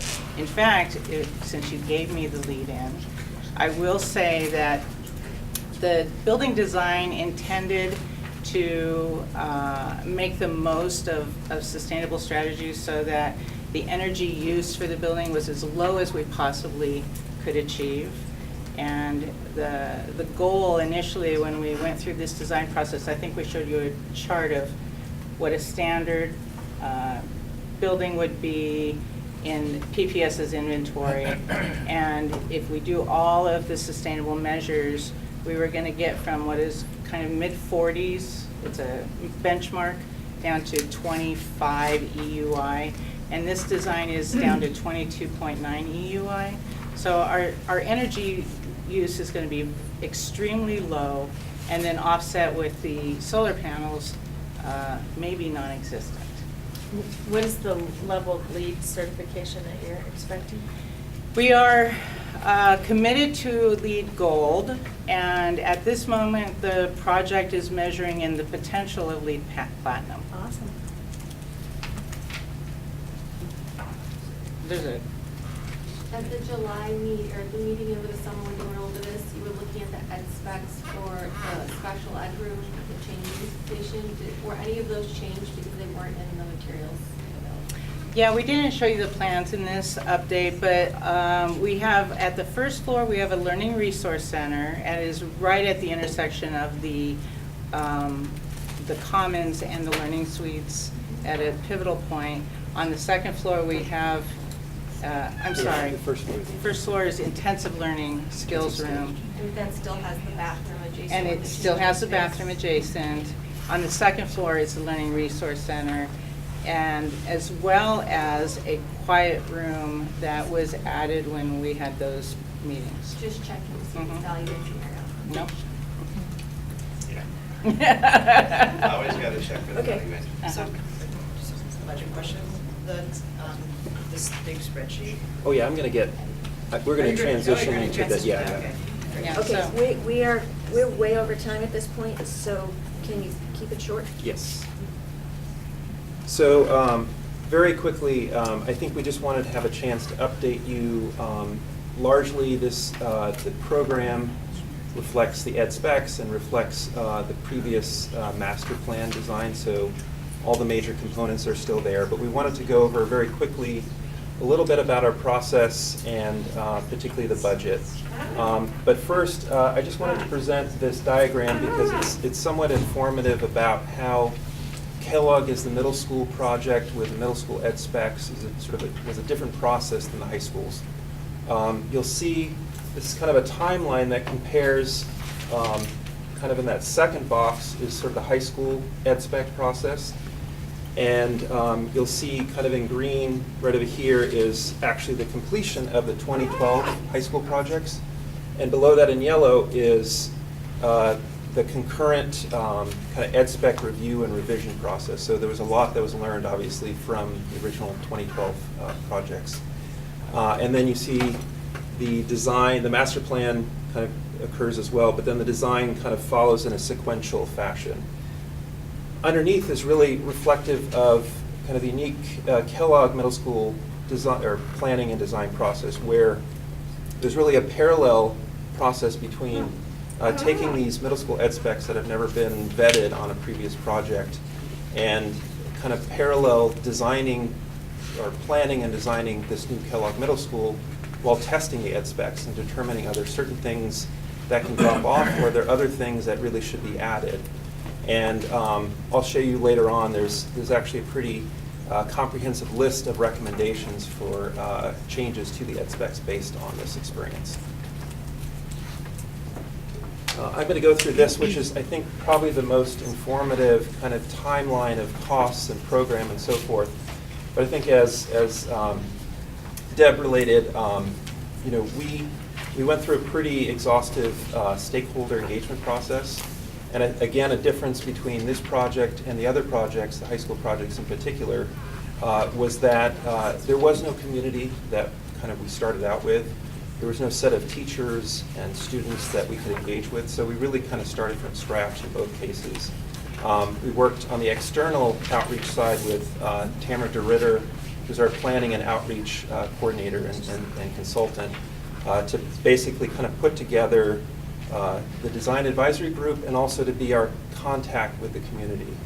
And then as Deb, I think, pretty comprehensively discussed, the internal stakeholder engagement was pretty comprehensive as well, because we actually couldn't rely on a set of teachers in an existing school. We really had to go to these essentially subject matter experts, the teachers on special assignment, the TOSAs, to get kind of the latest information and go to OTL to find out kind of what is the intent for these different program spaces and how should they relate to each other. I think to that point, you know, we know that we have work to do on determining who's going to go into this building, and we'll probably be talking about it later tonight when we're talking about our own work plan. But just when you talk about the sort of the challenges or some of the missed opportunities about not having an identified stakeholder group, that reinforces the urgency for us to really figure out who is this community, because the sooner that we identify that and they can be engaged in this process, the better it will be for all concerned, for them to coalesce as a community. Absolutely, and I'll show you in a schedule. We shared with Oscar Gilson, I think he thought was informative, the kind of the overlap of where you may want to kind of begin that planning process, which obviously would begin relatively soon, but it shows you in relation to the design and construction process. Yeah, that would be helpful to refer to that when we're talking about our schedule.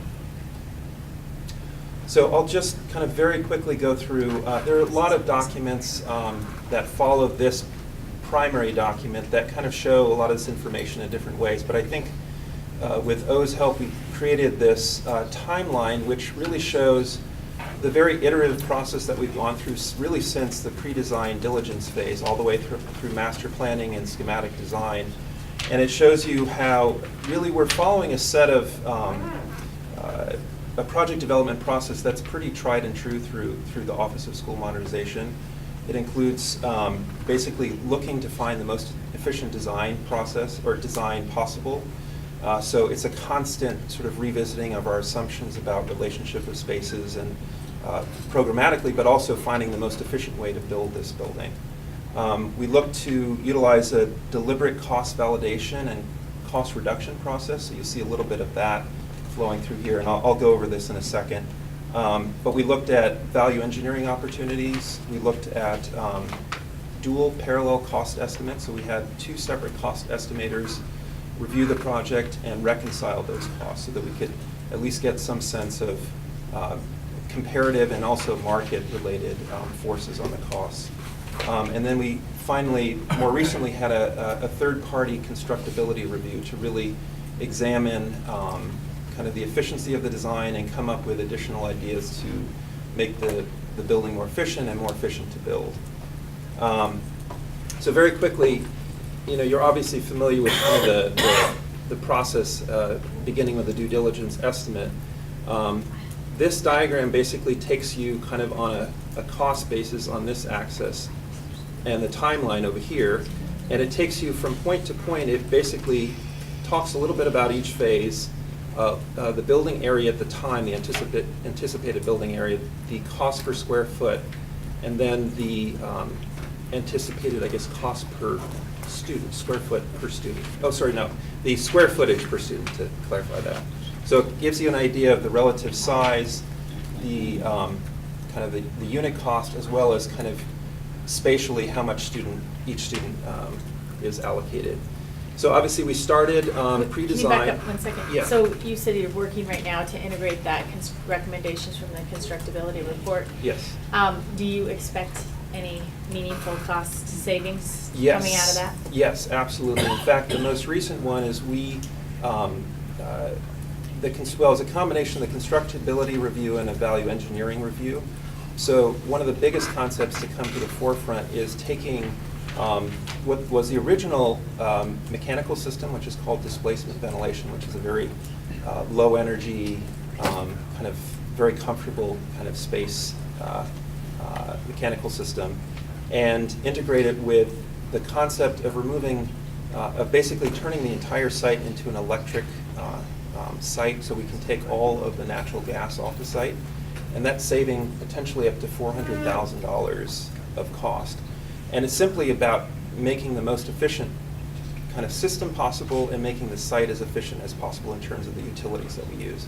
And there's a long list of other opportunities that we're exploring. But I think the outcome of a lot of this that we've talked about a lot is that this is an iterative process where we're constantly revisiting assumptions, and we want to continue revisiting these value engineering concepts into construction documents. So Dan, do you feel like the process that you just described there with the 2 external validations and then the constructability report integrating the value engineering, do you feel like that's a protocol or template moving forward? Yeah, what we're doing with all the projects now is actually considerably more than what we've done in the past, and I'd say probably more than any peer that you're going to see doing out there. So doing the additional cost estimates. Really what our goal is to have as efficient a design as possible, and then early on have cost estimates that are representative of the market. So doing the additional cost estimates, Great idea. doing the third-party constructability review. So we have Fortis Construction, who's working on Madison, come in. They're the ones who took a look at Kellogg to give us some potential cost savings ideas. So these are things, along with others, that we're going to continue to do. And as Steve says, value engineering, we will continue to do it all the way through the life of the project. It's just the further you get along, the less opportunities, of course, you have. So I think you'll have a chance to kind of review this, and you've probably looked at it as well before. But it basically kind of shows kind of the original assumptions. Obviously, there was kind of a pre-design, and in the top number is the construction cost, and in parentheses below is the total project cost. So we were at one number, 49.3 for construction, and 66 million, which was kind of the most aggressive, or is called the aggressive sort of approach to this project. Obviously, the bond amount was different. It was 33.7 for construction and 45 million for the total project cost. And I think, again, to some extent, I think we took that assumption and we kind of went with it. Said, what can we do to make this building even more efficient than I think we had thought in the pre-design process? But what plays into this, obviously, from planning up through schematic design, where you see that increase, is that we're now going through that parallel ed spec review process, where we're taking this untested ed spec and we're meeting with every single OTL and TOSA representative to say, what do you actually need in these spaces? So obviously the cost increased again. It went up to 46.7 for construction. And the delta between construction and project cost pretty much stays the same, because the soft costs largely kind of stayed similar along the process. But the other thing to pay attention is we really wanted to illustrate some of the decisions that were made in terms of the scope. So you can see essentially at schematic design we were incorporating all of the preferred spaces in the ed specs. We were adding spaces that were requested by representatives, stakeholder representatives. And then this just kind of goes through some of the site decisions at that time. And obviously, when you begin, that's the most expansive version. Everyone wants everything they can possibly have. But the building area becomes much bigger than it really had to be. So it was 123,000 square feet. It was 4 stories. And as you probably remember, we've been able to squeeze that down to 3 stories in this budget alignment process. So we pushed it back down to 36 million.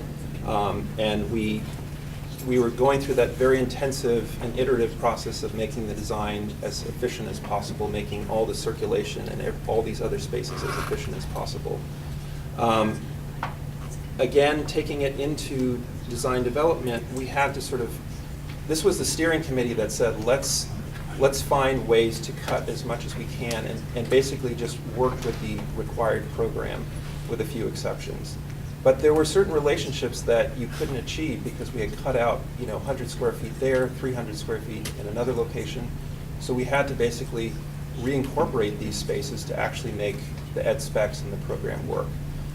So without going into too much detail, we most recently had our design development scope alignment, but we were able to revisit it and go through a separate steering committee process where we took that 46 million and brought it down by a little over $1 million. And again, this is late in the process, but we found a number of opportunities in terms of material decisions and just other opportunities to save money initially. We wanted to show you, it's kind of an exercise in sort of a kind of a theoretical, but we wanted to show you what it would theoretically take to bring the project back from 45 million construction costs down to 33. And it's obviously pretty dramatic in terms of significantly reducing classroom space size. I think making the commons or cafeteria into something like 4 periods. 4 periods, which we know is just not a practical approach. The But it just enrollment reduces. the enrollment, the total enrollment reduces. So it's only helpful to sort of in some ways see what you're paying for. That in order to get the vision of the ed specs that this whole process has kind of generated, this is essentially where we landed. I will say there's a subsequent set of documents that kind of goes into more detail of kind of individually what was added or subtracted. But the budget that is, this is kind of an executive summary of it, is currently at 59.9 total project cost. But this includes a number of things that we learned through the parallel cost estimate process. So one of the cost estimators had higher indirect costs, and these are things like general conditions.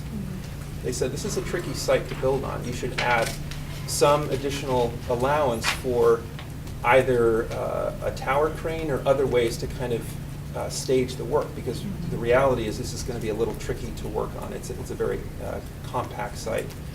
They were also looking at everything that people are aware of in terms of the market volatility, and they said specifically there are certain subcontractors that are just really hard to commit on these projects. So there was a certain number they said you're going to have to just probably commit to paying a little extra to get these people on board. So what you're seeing as the 59.9 is an all-in kind of conservative view of, with all the information we have from the parallel cost estimates and from just our whole internal vetting process. What I will say is, as an example, we have the music and performing arts space had a ROM here of, I think, 2.2. And I think we've realized we went through a separate What's cost. ROM? Oh, it's rough order of magnitude. So at the time that this came out, we didn't have a final cost estimate. We've now found that that dollar amount has gone down by 100,000. about 100,000. And we're finding additional ways to cut at this. Obviously, we talked about that additional mechanical system value engineering concept. So this is really, from our standpoint, the safest, most conservative number, but we're continuing to analyze it and find these value engineering ways to bring the number down. Okay. This is really helpful. This is great. Love to see it for everything.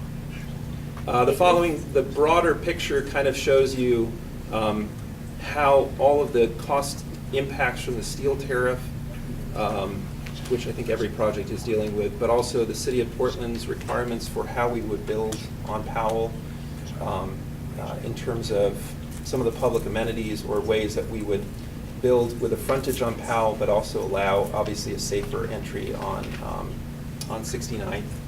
And then you see kind of the critical decisions we made to incorporate through the vetting process in design development all the additional spaces that people were saying that these are small spaces, but we need you to add this back to make this functional. Okay, I'm sorry, we're gonna have to wrap. Okay, so you're just seeing kind of background documents. This is probably one of the last ones that shows you, it's impossible to read, but this shows you some of the recommended additions or revisions to the ed specs. This is obviously the ed specs themselves. This, I think, was critical to show you in terms of, if you get a chance, when you can see it kind of at a larger scale, and I can send it out. All these are in your packet. Yeah, they're all in the packet. But some of the impact, obviously, of this separate kind of cost vetting process, as well as the music and performing arts redesign, has put us to the point of being comfortably but very close to where we want to be in terms of when we start construction at the middle of next year. So we just want to show you that any additional impacts would start to have timeline and cost implications. The final piece, at the very bottom, we're trying to break out as much as possible what the district overall, what the planning process might want to look like. And we don't actually know how that's broken down, but we want to just kind of put everyone kind of think in that mode of thinking about, like you mentioned before, how that planning process might overlap with design and construction. This is just a stakeholder engagement document. So that's pretty much it in terms of our presentation. Okay. Are you gonna need anything from us at this point? I don't think we need anything. Our goal is really to make sure everyone is updated and up to speed. What we wanted to focus on today was the redesign of the music space and the band room and the budget as well. Now, the budget, which is increased, is actually pretty close to in alignment with what we saw from the presentation that Claire did for the total budget back in August. So we just want to be clear that this is the way this is going, and we'll see, the project continue to progress, but really just an update. Okay. I have a question just on cost estimates. Can I just ask one? Sure. Okay. So on Exhibit E, there's the, looks like 3 weeks apart, 2 sets of estimates. And they're like 3 million apart. Yes. So which ones are we using? We're using the latest ones. Yeah. And So the Cummings revised. yes, that's correct. And so part of that was, the third-party cost estimator RLB had some insights into certain, I think, particularly indirect costs in terms of, you should allow for these additional general conditions and so forth. So we took all of that into account and basically tried to bring a lot of those together. Although in that case, actually, those we actually have on a separate line item. We have basically an owner allowance for those costs.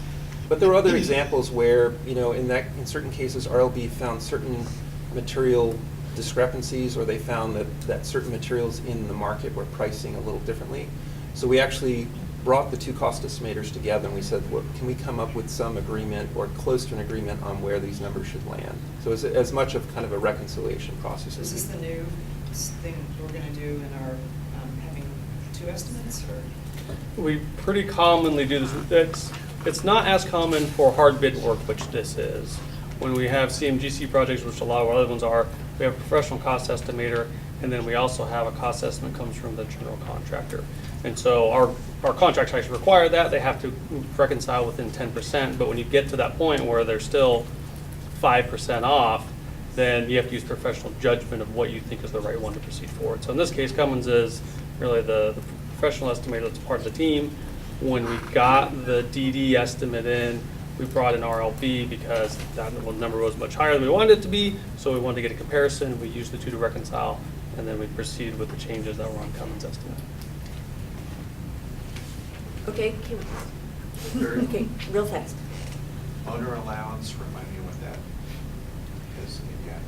Yes, so the owner allowance is what we're calling, we wanted to sort of take some of these additional RLB numbers, indirect costs like general conditions and market volatility, and kind of hold it As a contingency. in our own, in our own kind of project budget line item. Okay, great, thanks. And communication plan going forward with the DEG, with neighborhood associations? It's pretty active. I mean, I would say Tamara DeRitter is here. I think you just met yesterday with the neighborhood association. Offline? Yes. I'd love to Yep. see an outline of what that looks like. Absolutely. We do have a communications plan Yeah. for each project. So Sorry, we'll, I'll follow up with our folks on any master schedule with implications, but the 4-period lunch as something that's being incorporated. How does Just that checking. work? Good. it is not incorporated It's not. in the plan. No. The down in this, on the bouncy ball one, down in the right-hand corner, I think it's red, I'm colorblind. But what those items are is, if the direction was to proceed to get down to the original budget amount of 45 million, these are the types of decisions that we would have to make. Okay. That's not what's being proposed. Okay. That's right. And- Accurate that would. Yeah. And The we're still point gonna is, have it doesn't. seismic resilience, right? Seismic resiliency Yes. for the gymnasium and commons is at the highest level floor. Okay, right. So it's safe to assume that this exercise of figuring out where we're gonna land with our soft costs is really setting the standard for our follow-on projects in terms of the assumptions that we're gonna use. Yeah, I think everything we're doing now, we think is best practice, and we plan on continuing to do it. That master plan is already good after it's gone through all the checks. The due diligence one, yeah. Okay, I'm gonna call it. But I like that. Yeah. We should do that for all of, That's for everything. awesome. Anyway, thank you. Okay, so thank you, and we are running out of time. So, can we do the grant softball field option in 5 minutes? Can you just tell us what was the conclusion? Okay, I will. I'll have Brian and/or Jamie come up here with me as well. problem doing it in 5 minutes. In 5 minutes, well, I'll just let, Brian, I'll let you go in 5 minutes. So what we have is a recommendation. Brian's going to walk through it and talk about next steps as well. Yeah, so the ask at the last board work session was to break into a smaller work session, develop the criteria, to finalize the criteria that each options were being filtered through. And so we did that, and in essence came up with the final ranking and recommendation that's before you in the packet, which is what we're calling option 1, and that's to place the improvements in the grant bowl and make a project out of that. And in the final design, that would include 2 softball fields in the grant bowl, shared use with the track and the football facilities as well. It would bring the softball community on campus with adjacency to the school and all of those amenities and benefits that come along with that. So the process that we used was highly integrated with the grant team. This is a joint recommendation from a number of different parties, including the athletics department, the softball team, the softball coaches, baseball coaches included, the grant administration, and our project team. The track coach as well. I honestly am not clear about that. I know that they were engaged in the process with Carol as well. So the idea is on alternating days, you have track practice first while the softball team either goes home or does the study hall after school and then practices back and forth. Yeah. That's the kind of shared use. It's not simultaneous shared That's use. correct. And Carol was very comfortable in that schedule could work, and discussions have been had with folks like Marshall Haskins and some folks as well. The Manage that schedule. baselines for second, they fit within the track? They do. We've mapped that out. There are amenities that we are looking to improve, so we're not looking to reuse the existing softball equipment that they use on that field right now that has become an issue. That to us is sort of a low-cost swap to get current technology and the safety around the softball field. So we would implement that as well. And what's the other thing that we need? Lights. Lights, yes. So, I mean, obviously critical components of the scope are in the packet, but those haven't changed. So lights, the idea would be to implement those. The seating, press box, restrooms, concessions, crowd and security enhancement, control enhancements, all those elements would be a part of that project. So real quickly, the ask tonight is that we brought the recommendation forward. The idea now is to get your concurrence or confirmation of that recommendation. The idea would be that we would move into a master planning phase. We've estimated that we think that that phase might cost us around $200,000. I think we're prepared, talking with Dan about that, we're prepared to use bond budget for that phase. At the end of that master planning phase, bring back a fully baked budget for the project. And it would also include things like the integration of parks, you know, the environmental and traffic studies along with that, and the overall master plan for what that would look like. And help us further down any partnerships that might be available. Yeah. Further that down the road as well. Bit built in would need to be a plan for maintenance, establishing pitcher's mound every season, for example. Correct. Yeah. Absolutely.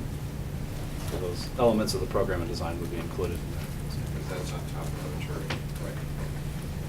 Does this require any negotiating with the Parks Department at all? It will. They will be at the table with us, absolutely. It's their property, they're going to be fully integrated with us. They're on board with this recommendation. It wasn't their preferred option, right? It was not number one, it was the close second behind. So they're not too cranky about it? No. And we also have to get lights in order for the whole thing to work. Correct. Okay, and. Which is a type 3. Type 3 land use, so So- we would seek joint application with them, just as we did with the north field improvements that we currently had under land use. They would be a joint applicant with us. in that. And they're okay with that? Yeah. Okay, are we happy? If the coaches are all happy, which presumably means the kids are happy. Takes care of Title IX. Takes care of Title IX. Home games is a big plus. The Huge. lights are a huge plus if this Yeah. all works. And the enhanced student community interaction that we talked about in that work session with, you know, folks, you know, students waiting for each other's practice to finish up, and the interaction that generates, and the interest in softball in general. Yeah. It's great. The other piece of it is that coaches realize that the outfield was just, it's just too small. So that formerly number one was a big part of the community. It's just. Okay, cool, thank you. Okay. Thank you. Thank you. And thanks for giving us 5 minutes. Okay. All right, so next up is the MOU with the Police Bureau. Okay, and I'm going to, while you're coming up, so when we go through this, I'm going to take public comment if there is any. And then, okay, so we started half an hour late. This is to board members and staff. We started half an hour late. We're behind schedule. So,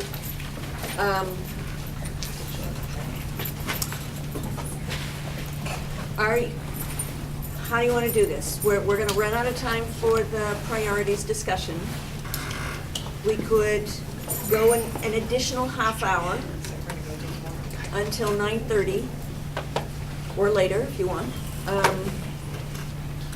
But, so what say you?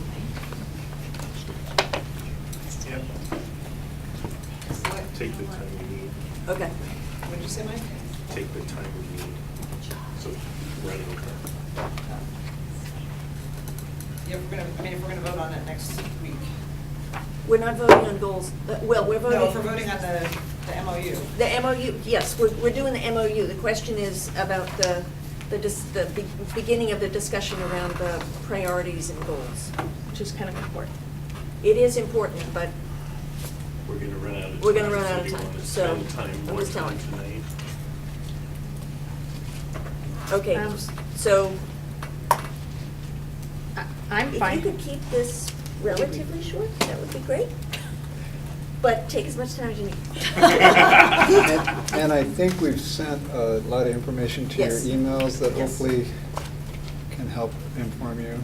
So I'll just kick off quickly for you. So we're here to present the components of the MOU, Memorandum of Understanding. that we've negotiated with Portland Police Bureau to operationalize how the district uses school resource officers. So this is intended to formalize into an agreement, what has been informally agreed to between the city around the deployment of SROs, school resource officers. It also serves as a vehicle for the district to guarantee coverage of the 9 high school clusters 5 days a week. So currently, as your senior staff report, currently we're guaranteed only 4 days of coverage per week due to personnel shortages and fiscal constraints at the city. So you have the MOU. I'm happy to go over the main components. It recognizes a very strong partnership we've had working with the city, and that together we share a student-focused vision and mission. We acknowledge that trauma-informed and restorative justice practices effectively serve our shared constituency, which is our school communities, and that this partnership in writing creates a systemic approach to student safety and security. So all the duties, roles, and responsibilities of school district staff and city staff are clearly defined in this document. It describes training, reporting, evaluation, and information sharing requirements of each entity, and it prescribes a fair and balanced cost-sharing agreement between the district and the city, which will ensure full-time coverage of our schools. So we're happy to take any questions with me, Interim Director of Security, Brian Martinek. And I want to thank Brian and Mary Kane from our legal department for working on this. The 4 other districts in Portland have a similar cost structure for paying for their SROs?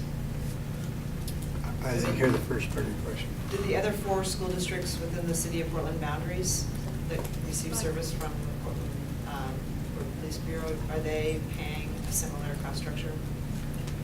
I don't know if we've seen the cost structure per se. We've done an analysis and seen there's a lot of different ways to do it. But yes, the other 4 districts are paying in a cost-sharing structure. Just on the costs, curious, we're paying for 9 months at a certain rate, and then for 3 months at a lesser rate. What are we getting those 3 months? I'm assuming those are summer months. What are paying 50% of 9 SROs and for 2 sergeants? Why would we be paying those costs? Is it because they just exist and therefore we? No, there are SROs dedicated to the summer program at Benson High School. Takes up quite a bit of their time, and then they do their training and certification during the summer months as well. That's why there's a lesser cost to it. And just for clarification, if you're asking about the school districts within the boundaries of Portland, they do not pay. No. Right, this is. You're talking about David Douglas and In 2000, Parkhurst. when we gave it back to PPS, or we gave it back to the city, we were the only ones who had been paying. For a couple of years, yes, that's correct. And so we then were like everybody else, where the city provided the same service to everybody else. So we're going to be the one who are paying?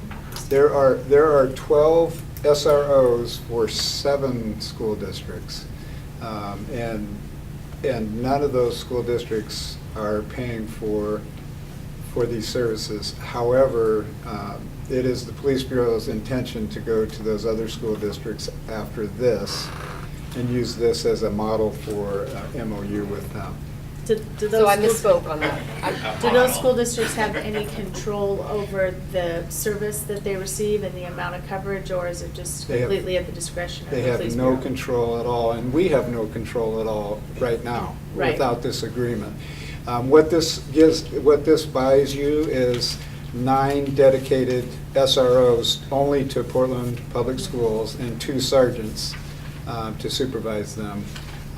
And you don't have that right now. Right now, 12 SROs are committed to all of the schools, 200 schools across those districts. And we don't have any control about how and when they're deployed?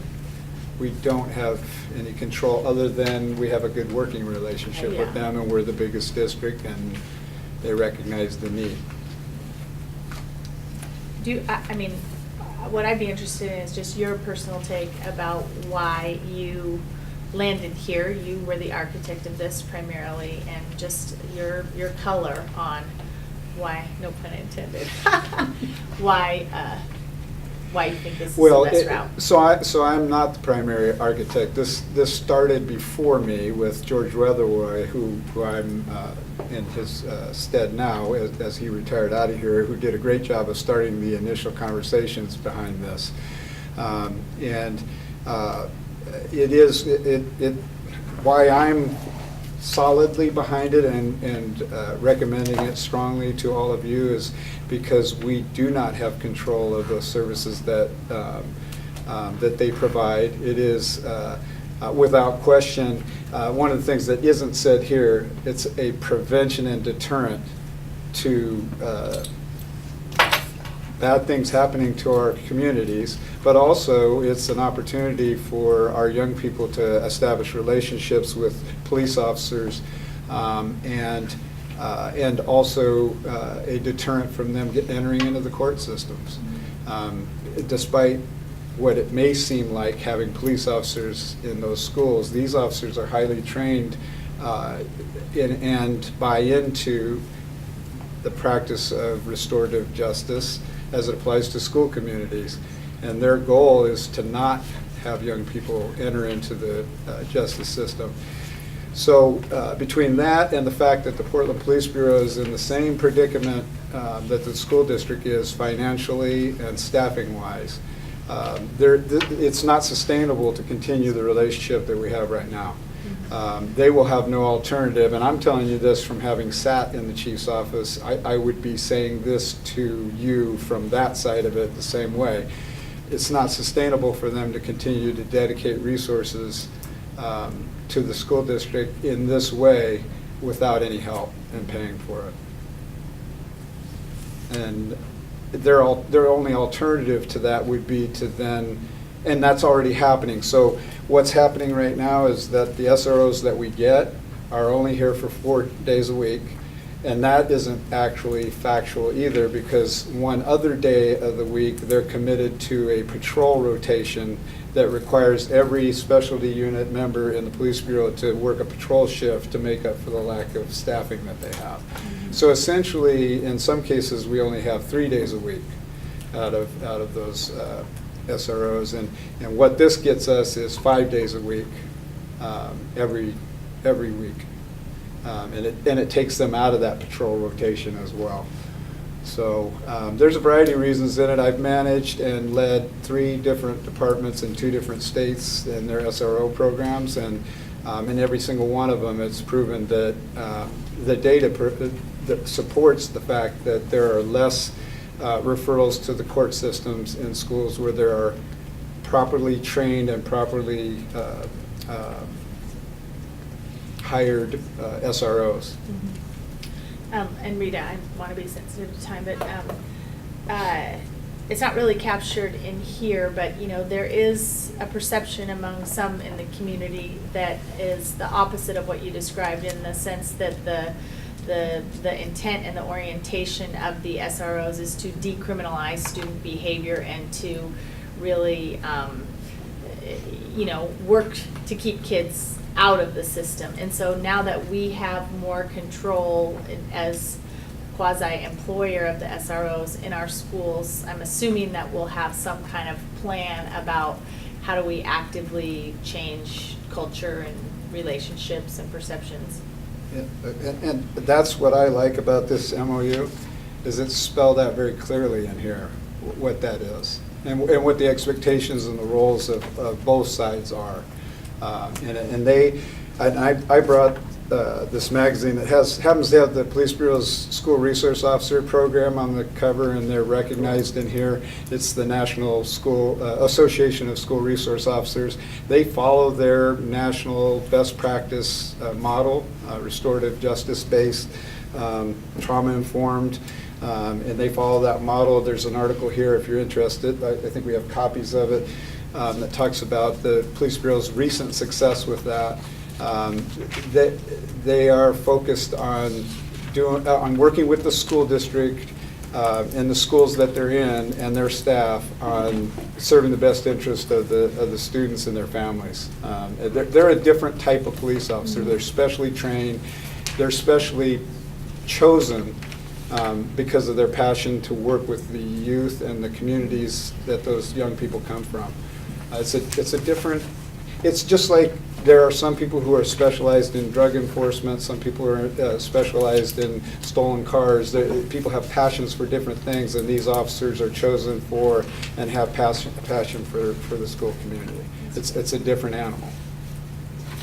So I just have a couple more financial questions and Sure. then just one general question. So just to make sure I understand, so it's about 1.1 million when it's fully implemented, about 1.1 million, and we'll get enhanced service, but we, right now, will be the only district paying for that. And then there's a 3% escalator, and is it a fixed term that we're stuck in? Maybe this is a Mary question. Is it for a set term or? It's a 5-year term. It's a 5-year It's a term five- with an option out anytime either one of us wants to. So if we, this is why we got out last time, because we ran out of money. The city had no money at the time. So then the other thing is, it doesn't, like 3%, doesn't look like there's any sort of PERS or wage-related other expenses, rolled up costs that we pay, so it's fixed, 3%. Is the COLA over increase. the yeah. life of it, so nothing else, there's no other. Nothing else. PERS or the. Nothing else. Okay, and then this is just a generic, more generic topic. So, talking to high school students, depending on what part of town they live in, either see the police as a positive thing in their schools, or not, like, one kid's like, that makes us safer by having an SRO in the school. Other kids, it makes them feel less safe. And I'm wondering, in this process, did we have any, like, focus groups or talk to students at the high schools when we negotiated this about what was, sort of what they're thinking was? Not that I'm aware of, that's a really good question. And that has been talked about, and I think the agreement is that we would bring it to those groups as we go along with it. And you'll see in here that there are several reviews of the process, quarterly reviews in the first year and yearly reviews each year after that with the Police Bureau's Youth Services Division, who runs the SRO program, and the district leadership. And so they did talk about that, and it was decided that in the interest of time, we would do that as we went along. So I think it's a big, personally, I think it's a big miss to approve this without having a conversation with students. Because once we vote on it, it's like we're in a set relationship. And just given what's happened it's happening across the country and in our own community, it seems like that's a good conversation to have before we formalize a relationship, so that whatever concerns just my point of view, whatever concerns students have, they have a chance to share them before we memorialize a long-term relationship.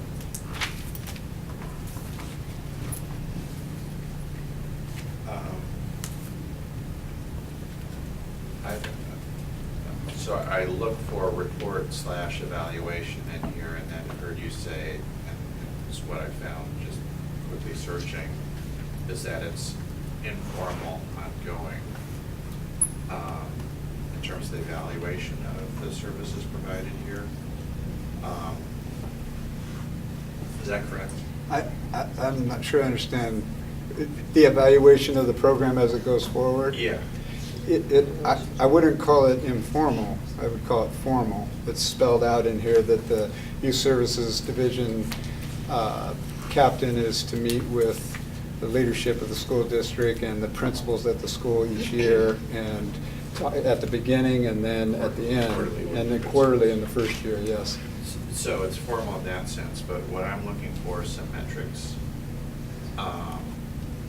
that define, we talked about how, we want warm, fuzzy, keep you out of the criminal justice system, restorative, some metrics around that, so that we can see, we're gonna, if we do this, we're gonna be forking out another $600,000, that we're getting what we pay for, both in terms of,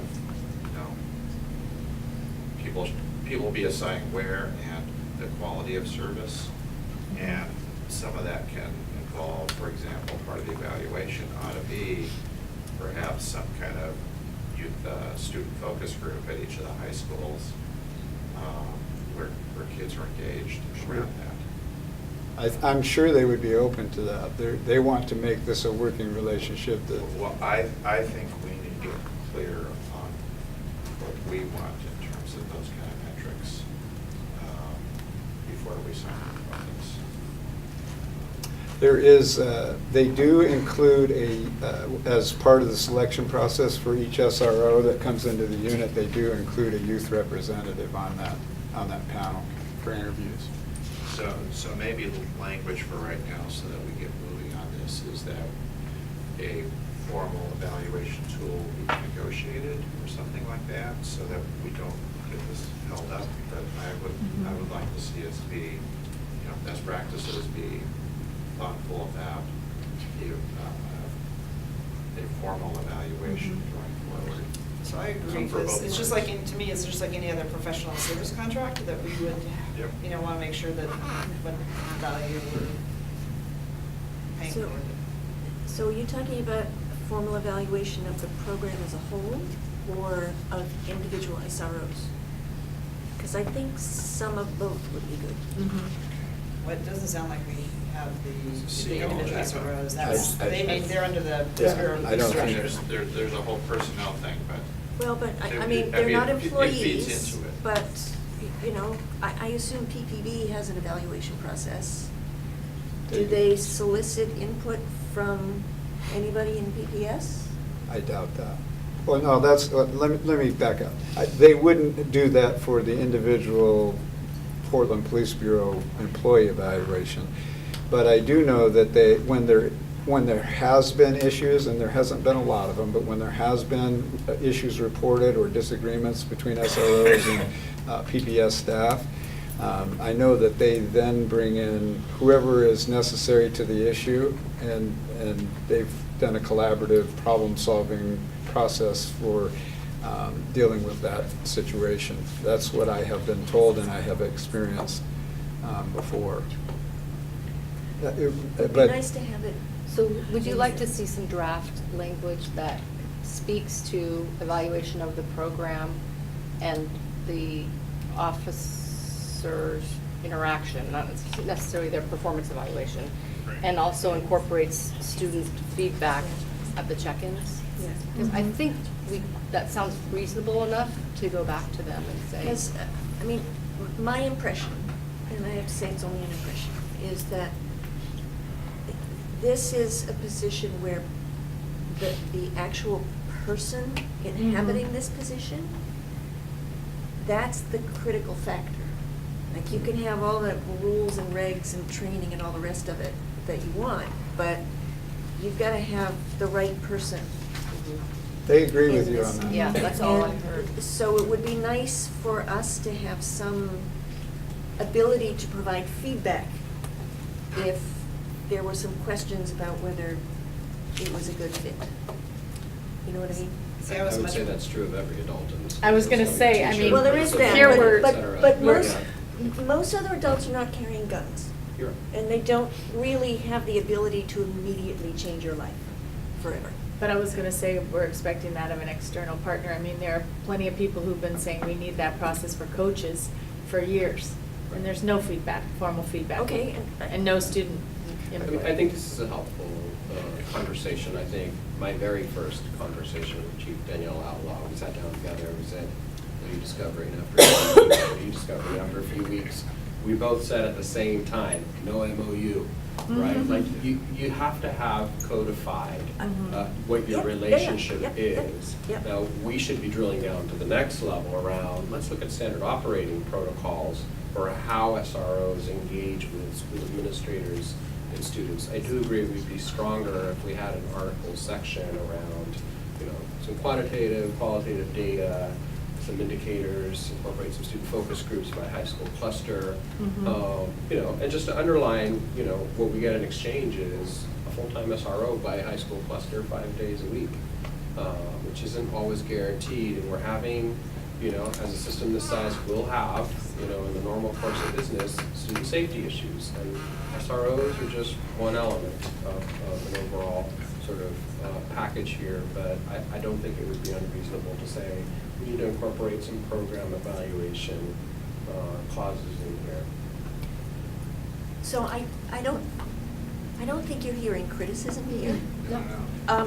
I think it's mean, reasonable. it is, I have to say, it was a stunner to learn that we have no MOU in place at all, and apparently never That have was my had. reaction. Yeah. So yeah, to So- back up a bit, a big thank you to George Yes. for doing a lot of the work, and you all for bringing it. My sense, given the meetings I've been in with Brian at the police bureau, is they get that you have to pick the right person and it has to be the right fit, and a lot of people on the force they would not put there. Mhm. And I also think they are reasonable enough that they would entertain some language. So They- I feel fine asking that. I think you should feel confident that this can be a working document, working relationship for those types of things. They're not going to argue that. But I would encourage you to also make sure you read through this, because I don't have enough time to go through all the things. But they are very, very concerned about making sure they find the right people, just exactly what Stephanie said, in the same light that you're bringing that up in. I have no doubt, and based on my experience, this has happened before, that when there is that one that gets through, or they change for whatever reason, they would remove them, and they would do that with the input of the school district and the staff. And I know that our staff, the Portland Public Schools staff, they tend to have deep relationships with the SROs and know them very well. And if there was that SRO that was not doing what they're supposed to, we would know about it right away and be able to deal with that. Okay, so I'm hearing come back when we have some additional language. Yeah, so That's awesome. two other things in here. On page 5G, the student is to be interviewed as a suspect of a school-based crime by police. PPS administrators will notify a parent or guardian. Do they have to ask for consent or just notify? I'm sorry. Oh, You have to ask for, they have to notify. you have to ask for consent. No. So is that a change in practice? That's. Because, I mean, just as a parent, like. She highlighted exactly the sentence I highlighted as the same question, Yeah. right? Yeah. Around standard operating protocol. If something happened over the weekend and they're coming on campus looking for a student, are they just notifying the parent, or are they interviewing them in the principal's office only after consent? That's an important detail. It is an important detail, and what Brian shared is it depends on a lot of factors. There's victims involved, all of this criteria goes into it.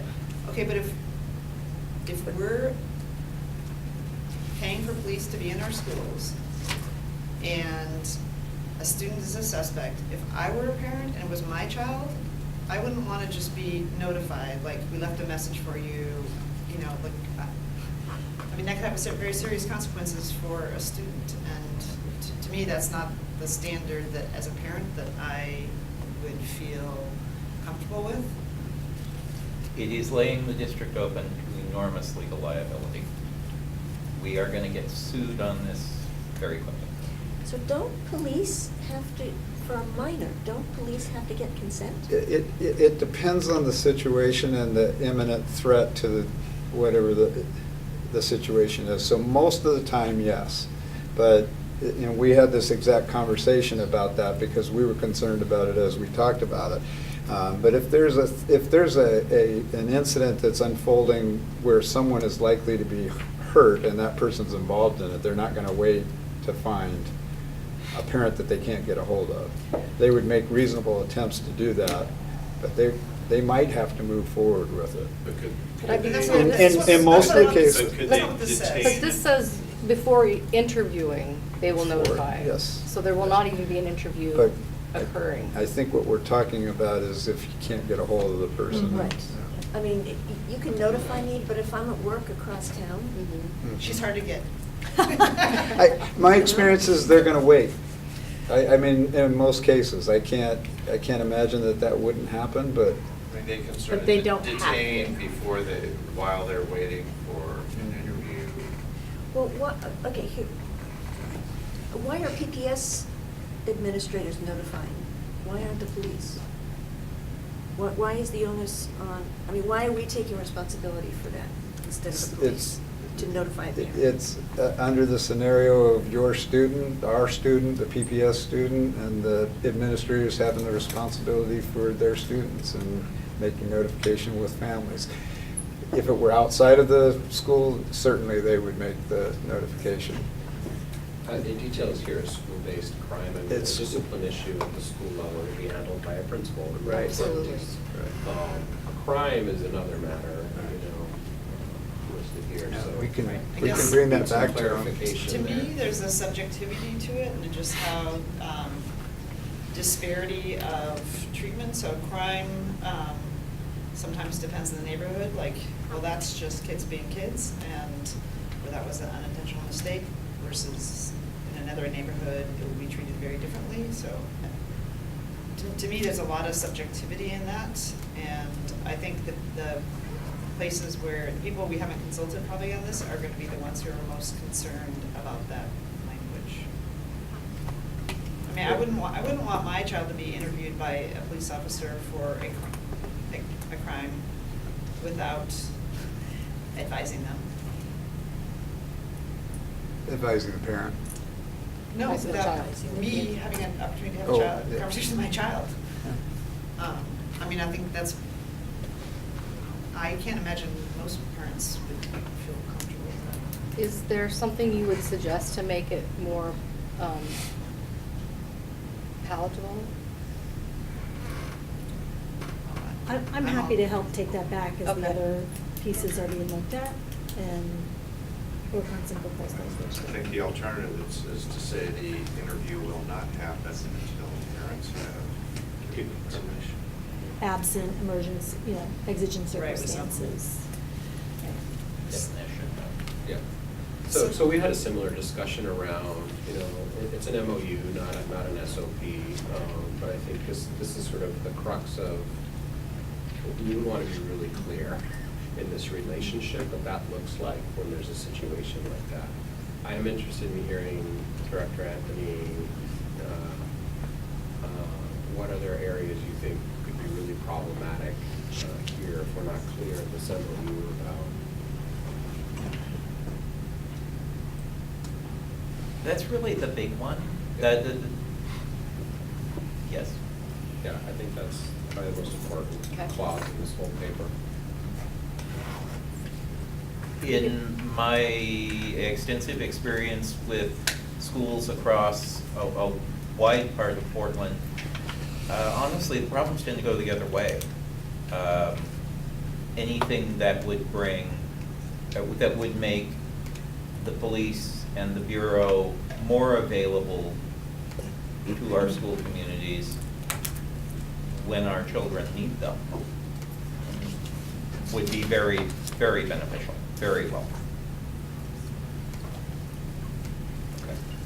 Okay, you got what you need?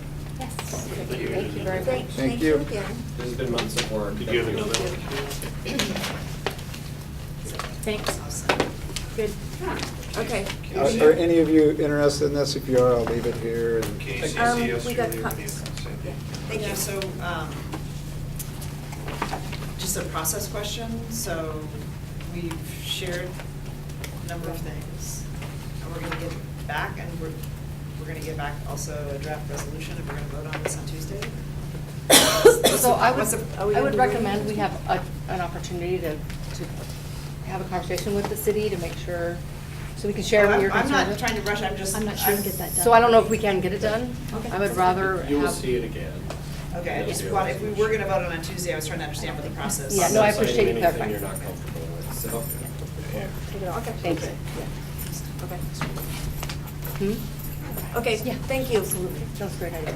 Like, really, thank you. Thank I mean, Yeah, great. sure. Thank you. I don't want to bury the lead here. Thank you. Yeah. I feel very thanked. So Okay. thanks. Okay, Stephanie. Okay, Thanks, Scott. we can take a few minutes now for public comment, if there is any, before we launch into, no? Okay. Okay, so, We're gonna take at least half an hour and see how far we can get, which is probably not very far. But it's a start. But it's, yeah, this is, so do we have the big pieces of paper? We have big pieces of paper. Maybe just to cue this up a little bit. I've seen your big pieces. To cue this up. I've seen your big pieces. I know, Do this to this. I thought when I went to bed, you were talking about it like this one. Okay, okay, let's focus. Go ahead. We had our back to school retreat between directors and the executive leadership team. And we had some time to exchange what we felt were key priorities for the school year, 4 of them, which now appear at the bottom of a lot of our documents. And we agreed that as the next level of work, that we needed to identify, okay, well, what are the sub-bullets under each of those priorities that will identify work strands that we want to have some outcomes and deliverables for in this school year.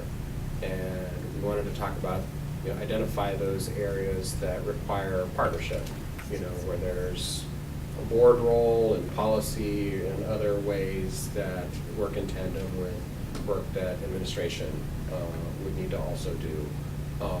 And we want to have a clearer sense of what the scope of all that combined work looks like during the course of the school year, so that we can anticipate, we can plan ahead, we can make sure we're being accountable.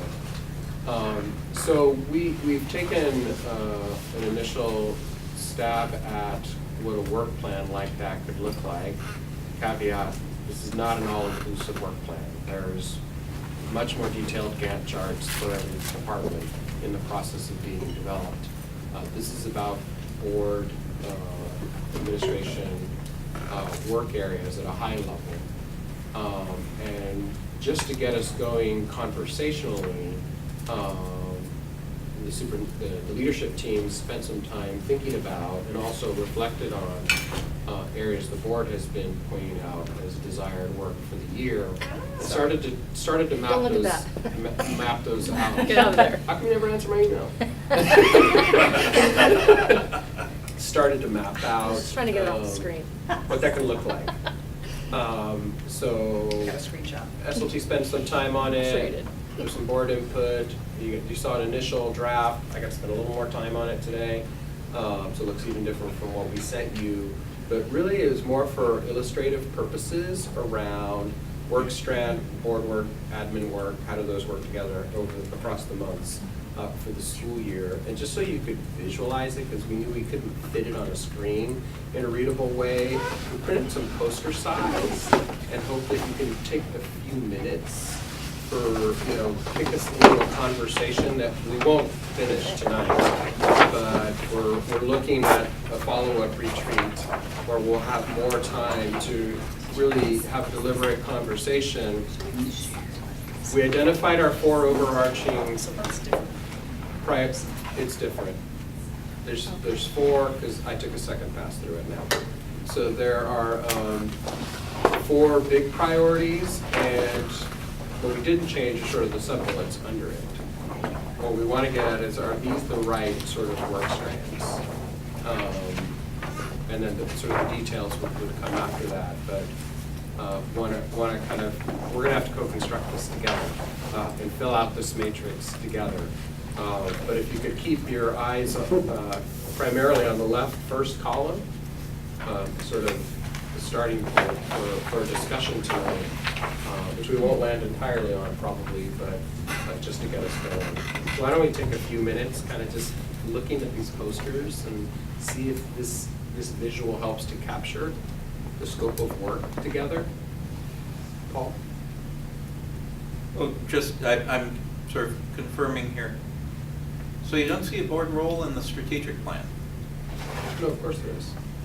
So it hasn't been filled out yet. Okay. So what we've started is, there's 4 priorities, and then under each You see some actions, 1 A, B, C, D, E. a board area, you see a board row and an admin row. Right. Yeah. And we There's just some starter plugins here. It's Yeah. not complete at all. Paul, it says coherent strategic plan, so that kind of rules out board right there. Speak for yourself. It says draft at the top. This is just to get us going. We could have come with a blank template, but we thought this might be a little bit more helpful to get us started. Why don't we just take a few minutes to look at these in sort of trios. Yep, stand up, Scott.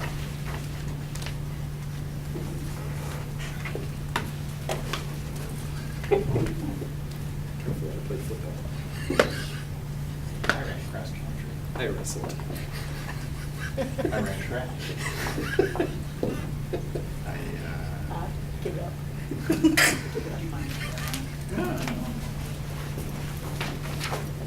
Okay, so the first one, vision, strategic plan. So designing and envisioning coherent strategic plan, superintendent duties, governance, legislative priorities.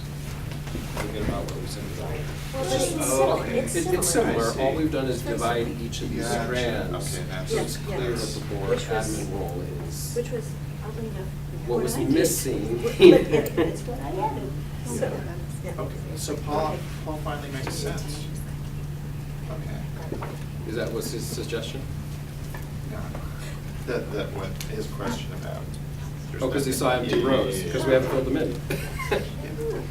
So I think this is detail at this point. I added a one F, Okay. which is identifying priorities for the Priorities for local.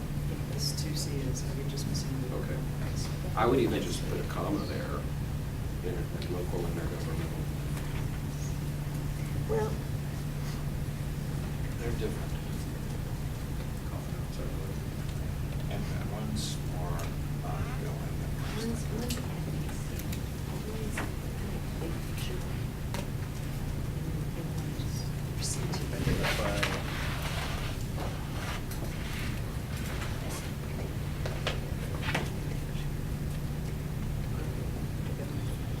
I've got two.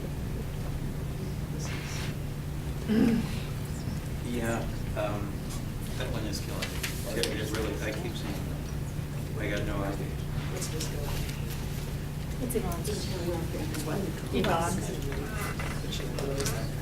Division of Instruction in School Communities.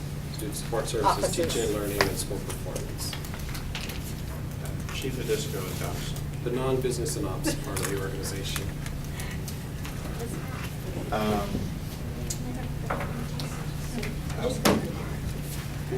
Yeah.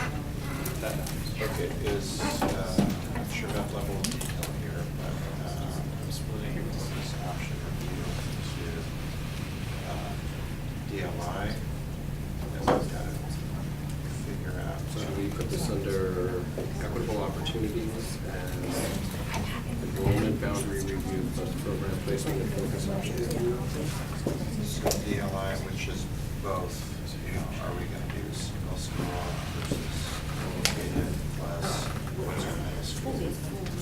What's our middle school program? And then there's the programmatic DLI review, or programmatic focus review And somewhere, I can see where I'm later, we have to look at, under this, the board has to be looking at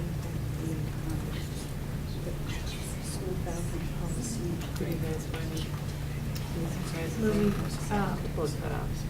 Well, one of the things under buildings and accessory systems structures of the community is contract. Well, I've been wanting right now.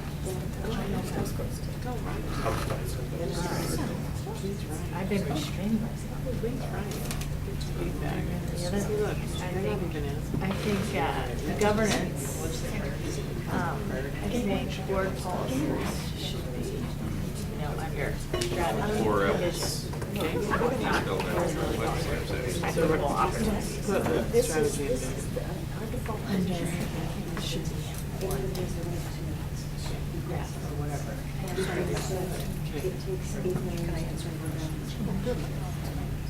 Where's the thing? And then the other one under Well, but I accounting. think this is also to look at it, do we have ethical? I don't think it's. I'm not sure. No, I think it's all of them. I think Okay. it's meant to be all Yeah, of all them. of them, okay. So, That's but, not but the the same point thing. you raised is. But I think we should add it now to this column, because. You know, our equity It's a policy similar that is currently in effect is intended to be a lens for all decision making. And we've lost fidelity to that process. So we either need to come up with a, new mechanism for using it, or we need to revise it. What you really need is Danny to come and present with you guys on the Nice, and an ESL. So she's establishing the It's gonna be- process to revitalize. Well, then, Okay. let's put that, So those are all Probably new in the rows. yeah. Which is great. Yeah. Revisions And to slash mechanism For us to pass. for equity. Just starting internally to show that Policy. it will come to the board. Decision making. Right after the winter break. Or equity lens or whatever. And then, the other thing about, contract templates is there a reason why PAT wasn't on here? No. In Metro. All, There's no reason yeah. PAT's not on there. So it's just a start. Generally, evidence-based decision making. So the templates, you're really talking about metric templates, right? Yeah. Yeah. And add to our. But And also, I must say, never- yes, metrics, but also I know. templates in the sense of, getting information in a consistent format, which we're starting to, but metrics is also performance. Template is how it's presented, and then, so Making both, it so you can compare from word to the other. right, Or you can That's take what I it can and hear make you it back to you guys. yes, yeah. I love the picture. But, that typically helps. Yeah, well, actually, I sat like in a meeting with about a dozen people yesterday. I shared my 15 minutes of what I've heard from board members about. I see everyone writing down. But I was at one thing, like, so Well, I think we'll have to gather I got them my out. phone call, and they were mostly, that I've being like, it was a great combo in terms of having Yeah. together. I hate it when I Well, I imagine you've also seen that. Okay, that's okay. So for people out there. Yes, two. I should be, So- he's trying to help see the vision. And send it back out. Rotate. And actually, what it is, For 3 years. No, they actually Yeah. watch the board meetings, and they know, I say, we need to do this soon, because every time we have contracts going for the board, we're gonna do that. Right. They say, yeah, we've seen that. I said, Yeah. let's get this working. Yeah, so when you put, So they're watching. meanwhile, then a lot of our contracted partners, feel under attack based on the content of their work, which sometimes it is, but Yeah, but sometimes if it's it not. is, then we need to be able to show that. Yeah. In a uniform way. What do you think, Mike? You have to see anything that you? Everything you should. On this, I might put, balancing. And you want that one. But also, I mean, this also ties, this also ties back to board Yeah. policies, like, Yeah. I feel like our equity policy is still in effect. It hasn't been revised, it hasn't been thrown out, we just lost fidelity to it. So we need to attend to it on the governance level too, that if we're gonna revise it, then let's revise it and let's let it guide our work. Don't use it. I mean, I know a lot of folks still use it, I have equity in my eyes every time. Yeah. Other than about part of my hiring. I'm worried about the governance. As I'm working with troubled students. Yeah. It's really Yeah. exciting to see everything on the intention chart That out, was so a it nice helps you. communication with Danny, parents today about early release. Danny, I see those. and That was good. Right. That was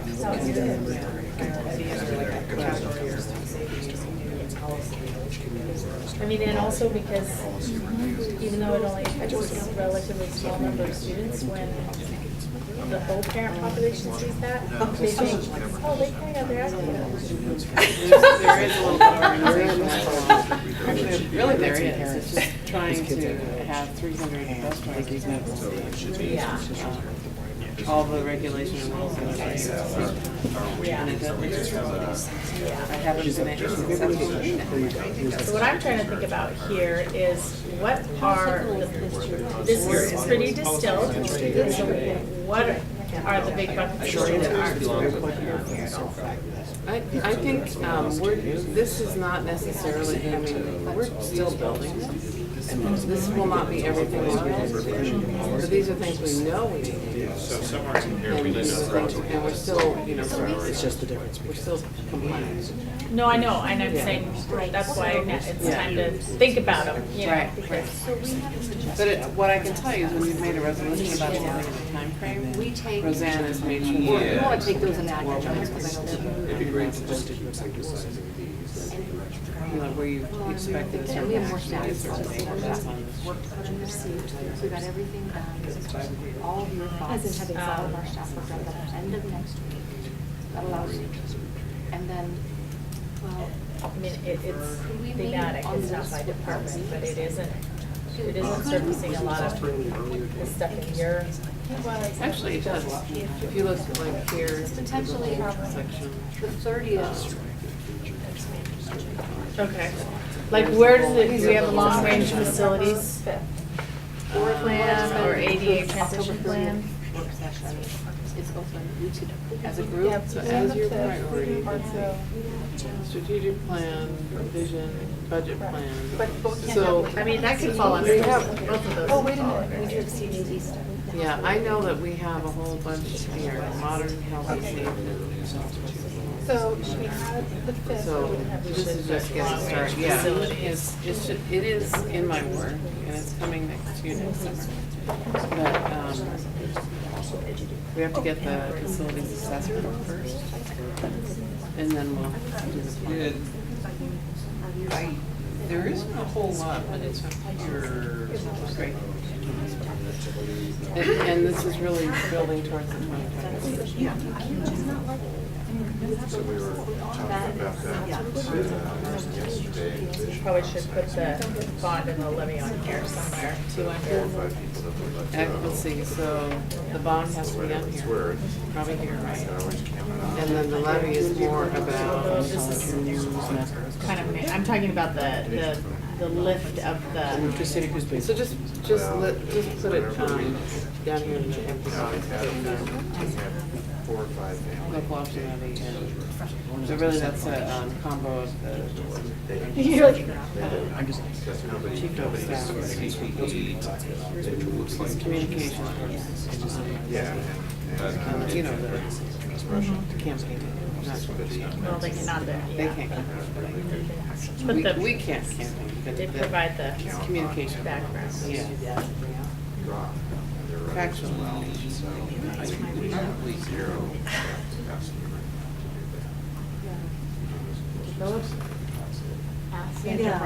No, I'm not actually. I'm in support quietly from the side. I'm not sure I know what that means. Is that just partnerships? The what in the bathroom? Something to do. Sorry. I couldn't hear you, so I had to say it so you could hear me. Thank you. Use staff cost funding. Oh. I don't understand I called in. I don't either.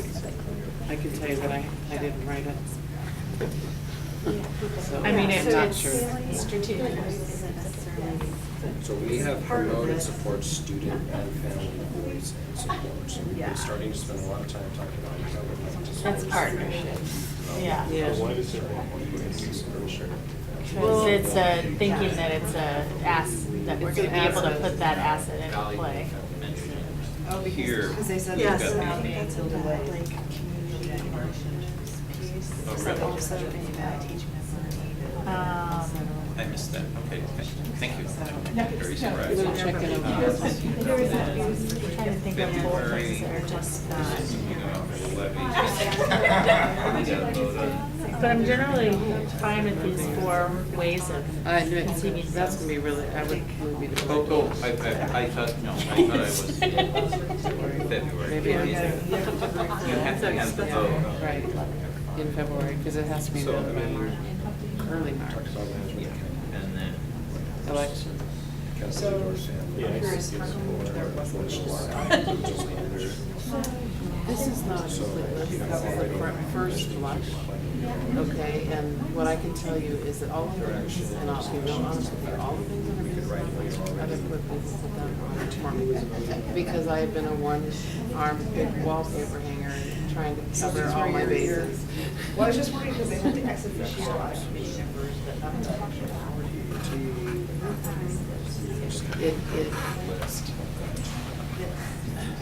I'm a one-armed wallpaper hanger, okay? Until I have some help, I can tell you that I have not fully fleshed this out. I haven't either. I am daily responding to operational concerns. So when I get help, I'll be able to do more planning. And I'm this close. So what? Oh, great. So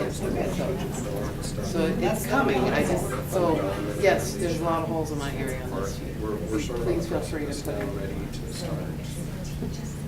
Do you have any questions? I mean, I have, so if I think about.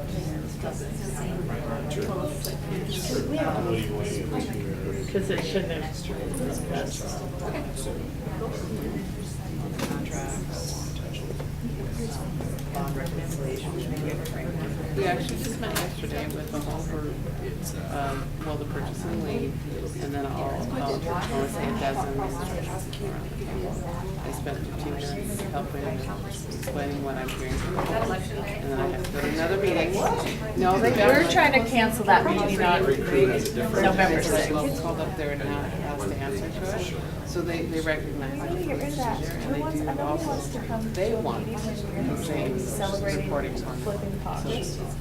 Yeah, so I just don't have a chance. Wait, so what is it?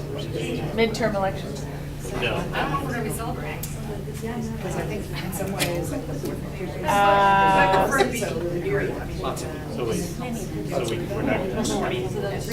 Well, no, we are right now. Yeah, I guess. Just make it So I think if we have something like that in place. But it will definitely help because when we get to years. I Discuss it and start to realize. talked to that her about it. To do, continue this discussion. Oh. Because Lee can have that. Oh, yeah, How are that's you awesome. spending our money? Right. I think we have a lot And then of Tuesdays at work. wins already. Right. We've been talking about, we need to give the high-level stuff to the board. Yes, that has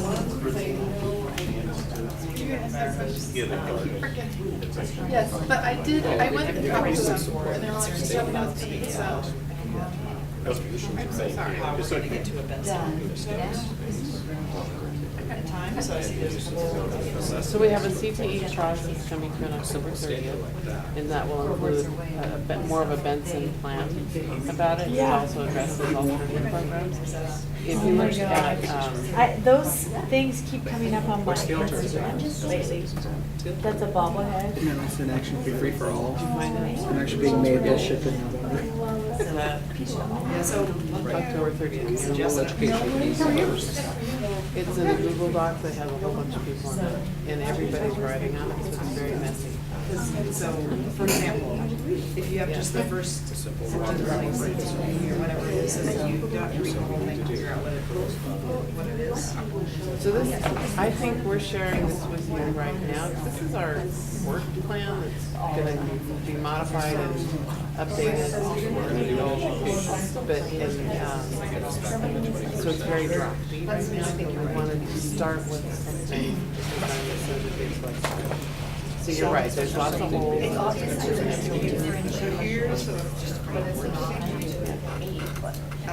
and I'm a parent, I still, it'd be great to get at least like, here's the 70%. So that we can like, okay, the next 2 board meetings, here's the stuff. Yes. Except for it's for a whole month, so it'll be 4 board meetings in gonna call them. Because 2 of them are business and 2 of them are. That's not a universal. I'm just saying. So. Right, and we have the more full page format that's breaking up the more meetings. Yes, we still are using that. Oh, you are? But, yeah. The case is currently being the other direction. That one I think is. And we see what the, and we see the results. You're talking about? The board planning.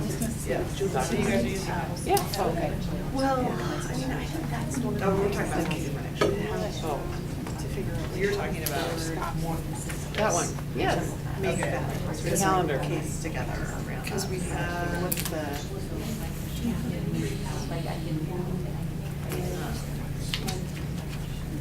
Which is a little bit easier to read, like. Ooh, I hope that's a, not a lot.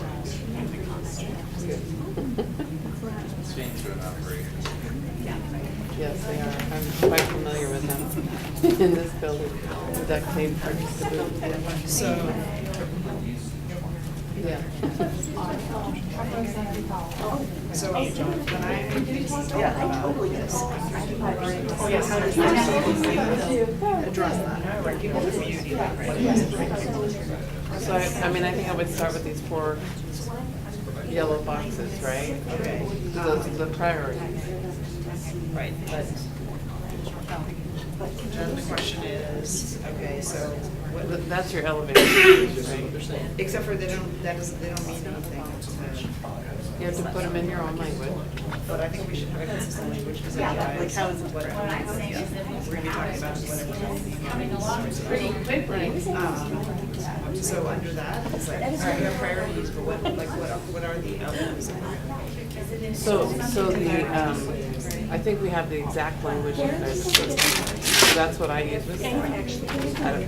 I haven't looked to make sure that this is exactly the same that it looks like when I'm looking at it. So We're gonna, here's the question, like, we're gonna create equitable outcomes and opportunities for our students, for all students, by moving to all students being in middle school, by ensuring that all middle school students have persons, but I think that's what's Missing.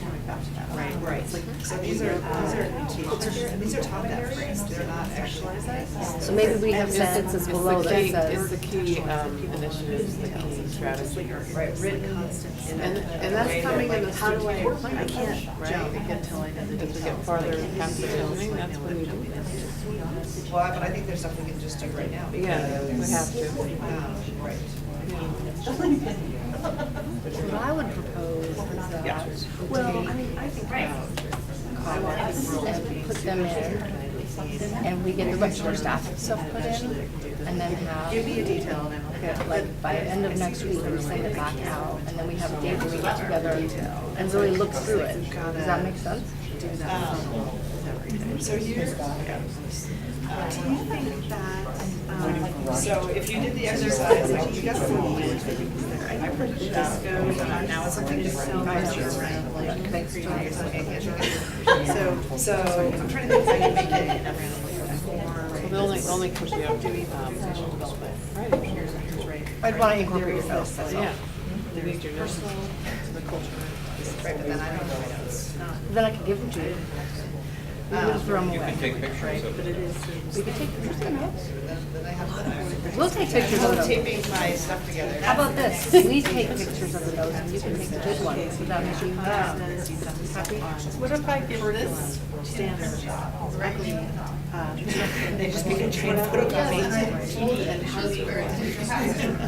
like, how do you sort of like, move it We'll to make sure we're sharing it with you. We're not trying to. I don't want to take it away, I just want to make sure we capture it. Well, I guess,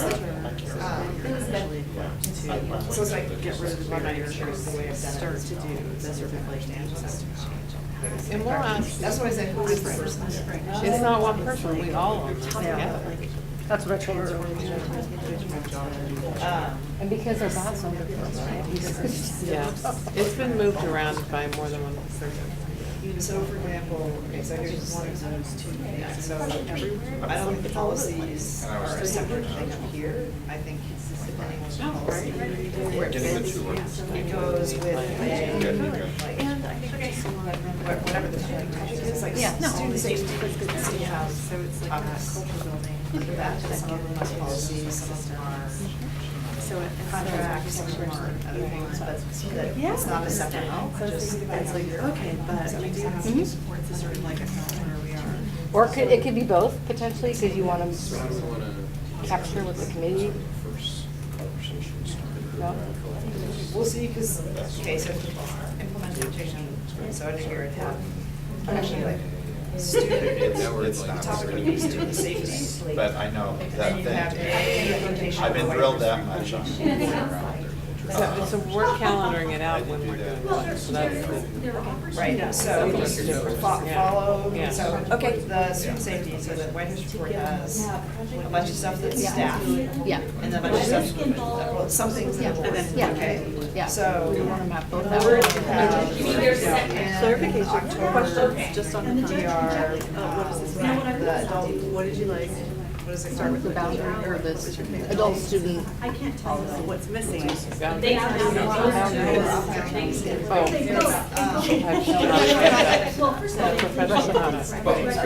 So you Okay. have. Can we reconvene? It's now 9:34. So this is like the first reading.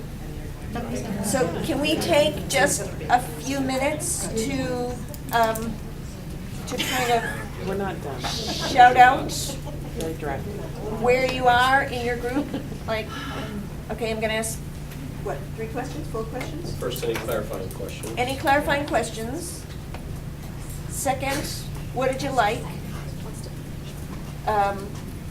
Third, Anything missing? is anything missing? And 4, is there anything that you cannot live with that's on here? How about even better if? Yeah, perfect. Okay. I like that. Okay. Okay, so any questions that you need answered? I don't know what develop asset and fund development strategy and related structures and processes mean. Is that just partnerships, or, I don't know what that means. So we'll put it in simpler language, but the board is going to be hearing in an upcoming meeting some initial thinking and recommendations about how we start to create structures and processes for philanthropy, for foundation give. We've been cultivating a lot of folks. Today is another day, a very fruitful conversation. And it's becoming clear we need a mechanism for processing all of that. And we've been a little bit shy about making any big asks because we have to clarify what our areas of focus are going to be and sequence that. So we'll be coming to the board with, a big round of sort of thinking in that area, but, it'll include setting up a foundation. Any other questions? Okay, what'd you like?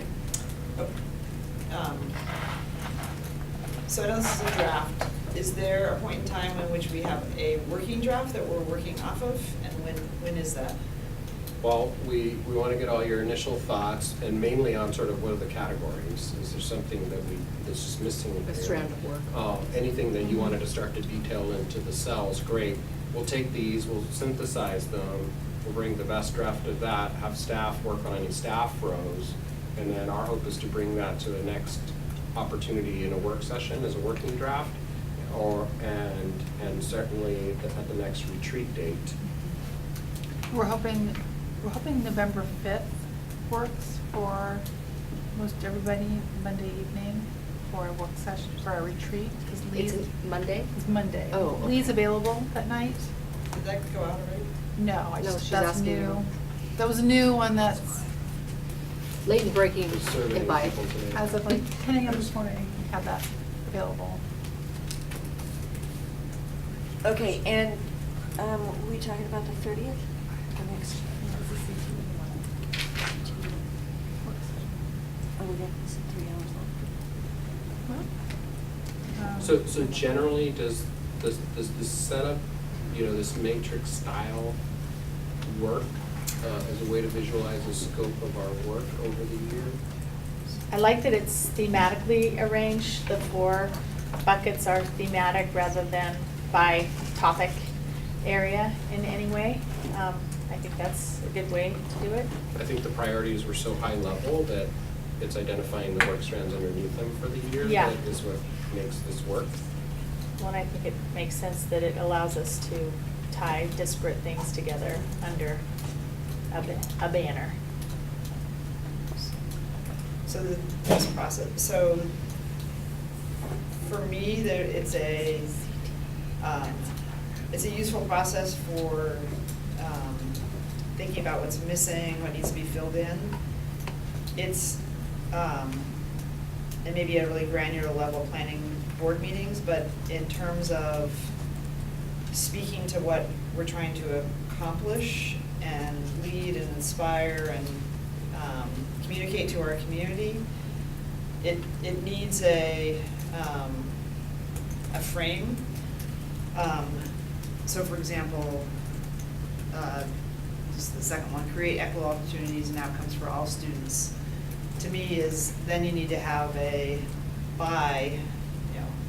completing the middle school opening projects. Okay, And- so we've also got goals that we have to define, that we have to identify. Well, I'm So- just saying, for a working document, to me, this, if you look at the work, it's like, so what is the purpose of the work? And I think that it's a lot of work, so you want to make sure that you're able to define what the purpose is. And I think there's a way to do that on this in order to, so that you have the larger concept of what we're trying to accomplish at the end of the year. So you do all this, what's the important work that's happened on the other end? So what if we added a column that said objective?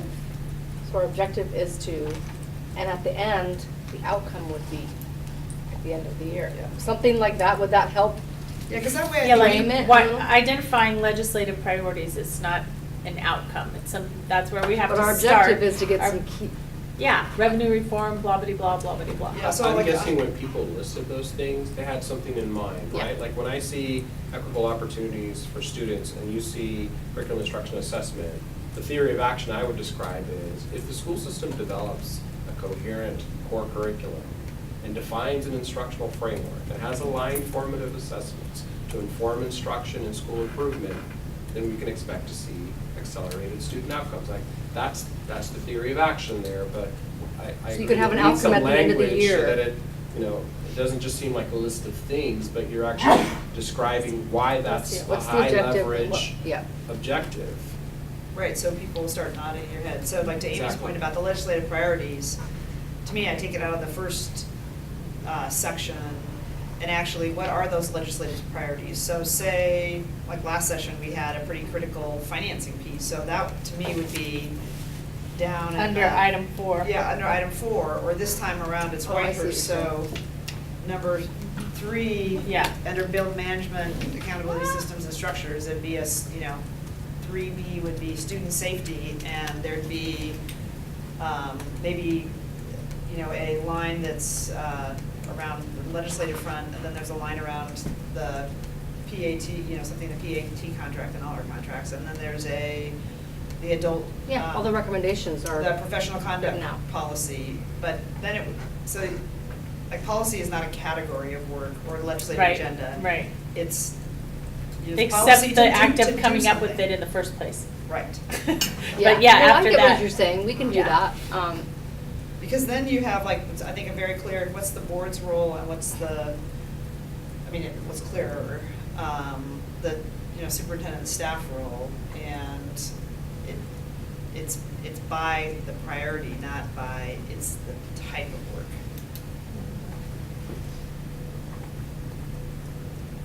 Okay.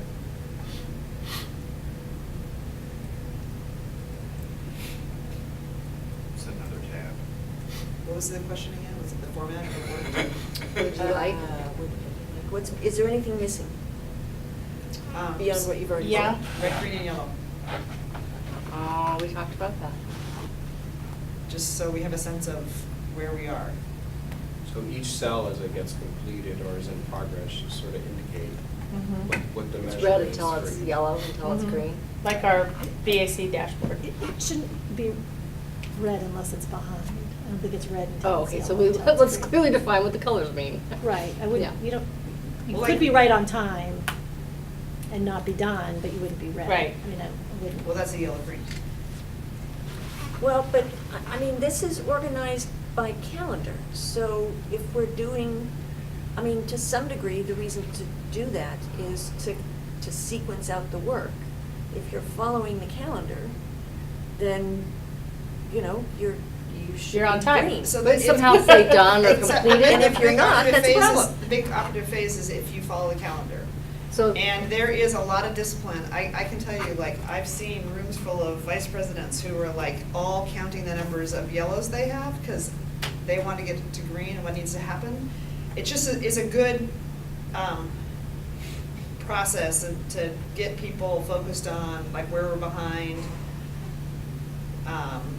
you know, where we need extra capacity, or to reprioritize. Like, hey, we're not going to get to this because we're already 3 months behind. But to me, I look at this and it's like, where are we on all of this? you could also on each month, like September's over with, the one on the screen, update enrollment and staffing numbers, you could put Check. completed, or, yeah, big check over it, but you could still read it, or something to indicate. That every item on here got We'll get that at the end of the year, completed in progress. or updated because of other circumstances. Okay, so I mean, I I've think it heard- makes sense to be able to show status. So I've heard a couple things about this tool. One, how do we have it serve as a clear communication artifact? And then secondly, how do we indicate, you know, performance and progress, maybe a legend or a key, in some way to note for every item on here what's in motion and what's been accomplished? Okay. Are there ideas? Okay. So red, yellow, and green can also be success as opposed to on time. So, Right. I don't You know. have to define it. It's not really key, Some kind yeah. of, that's another sort of dimension. I have a couple things missing. Are you still asking about missing? There's a lot missing, I but mean, a couple things that stood out in your conversation. Under 2, equitable opportunities and outcomes, revisions to or mechanisms for our equity policy. We have an existing equity policy that we don't have fidelity to anymore in terms of using it as a lens for decision-making. So we revise that, or we replace that with something else, and how do we really have something that is useful and built into our decision-making You don't have a plan. process? Right, so I heard, I think it was the last board discussion around, it's time to update a new 5-year plan, because the Yeah. other one expired a few years ago. Yeah. For example. Was it planned? Philosophy It was a statements. plan.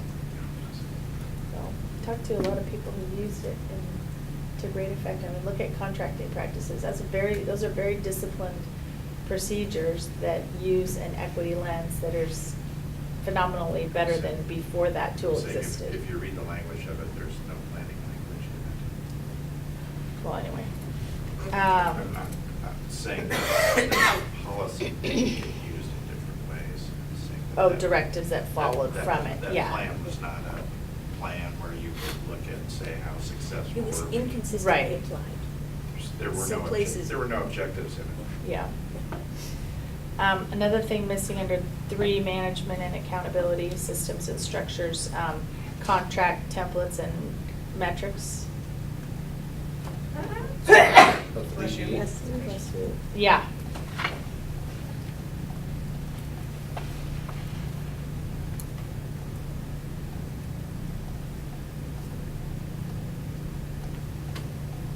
So I think just ease of reading as,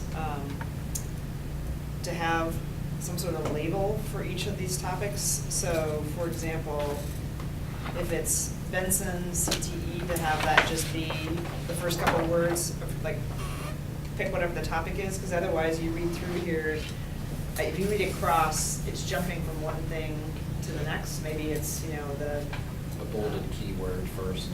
right, and just have it be clear. So you have a common theme, if you're, say you're doing the well, CTE, there could be different activities, but to be clear about that at the very front, or Division 22, and so you can skim across and know what the square is about. Mm-hmm. If you get real detailed, you can have like a sub-row for each topic going across, so you wouldn't have that jump. You sound like a Gantt chart. What? You sounded like a Gantt chart now. Yeah. Which is our second version was a Gantt chart. Right. Didn't work for But you were everyone. kind of trying not to run. But I like your thinking. There's some things that might be. Actually, our own team's work plans that are feeding into this are Gantt charts for sure, really detailed. So is this a high-level distillation of work plans from each department that are like completed and in use? They're not all It's completed. not exhaustive, No, it's not all. it's starting. These are, a lot of them won't appear on here. But I mean, is it the things that each department had decided to elevate for this, or not necessarily? Only if they applied to these 4 priority areas and they had some work in tandem with the board. Okay, got it. That doesn't mean this is exhaustive of everything on their own work plans. Because some of it's just management stuff. Right. So are we on what's missing, or are we still on format? I think the floor is open. What's missing? Whatever. So I had some, I guess, format, just same with the legislative agenda, do it by topic area and drop it into one of the 4 priorities areas. And then same thing with policies, don't have a separate column for policies, but they should fit under different priorities. And then, Well, there I still actually- needs to be a policy thing. I thought the because- policies 2A should fall under 1 somewhere, because that's under. Those are just refreshing policies. right, but I guess so the general refresh is one thing. Yeah. Well, And that's then yeah, the you other can't ones lose are that. really focused on, tied into Targeted. like student safety. Other work we're doing. Right, but I'm just saying, we can't lose that, we need to take a look Right. at all of the Yeah. policies. Because I mean, that's- actually, the way I thought about it wasn't just like a policy refresh, but having a systems of policies. So you think about it that way, that it's this broader concept of the policies, not just we're doing X, Y, and Z policy, but it's creating a policy framework which is much bigger than actually just drafting policies, because people have to know what they are and how they apply. So a couple other things I had was under 2B, sort of the bucket of extended school year, MTSS, the whole, how do we build that out? And then, in this, I don't know if this is under 2B or 2C. You're saying that's an additional item you would want to see in here? Well, I hate to go another year without focusing on that somehow. On extended learning Extended learning for this coming summer? and supports. We're I've been building hoping out for 10 rapid years that we're response gonna and do MTSS. pardon? Well, I'm all for extended learning, I'm just saying, we didn't set aside a bucket of money for that. Then let's put it in the budget, because that's what I'm all with you. we've been saying for 10 years, and We need a there's fifth nothing, quarter. there's nothing for kids in the summer that are struggling. So I think, and I don't know if this is under the Division 22 work, but that seems too compliance driven, but again, the spectrum of TAG and SPED. And sub-buckets under that to finish and support. But how does that, how does that belong here, as if the common denominator is mutual board staff work? What's the board side So, of that you're? There's policy implications, there's budget. We have a resolution. We have to vote on the, Part of tag plan. I don't want to Yeah. vote another year on Division 22 as being out of compliance with six things. So, I think there's no reason not to call out Division 22 specifically, because that's our responsibility to well, figure out how. I think it fits under a bigger concept though, not just we're gonna be voting on Division 22. There's a whole host of things that are more thematic where we either need budgetary supports or something else to get us so that we're doing what we need to do for students. Then under student outcomes and school performance, or maybe this is under equity, is the whole continuing the middle school conversions from K-5s to 6-8s. So maybe 2D, because that's really about programming, program placement, boundary and focus option review. Reconfiguration. Reconfigurations. Yeah, it could be there.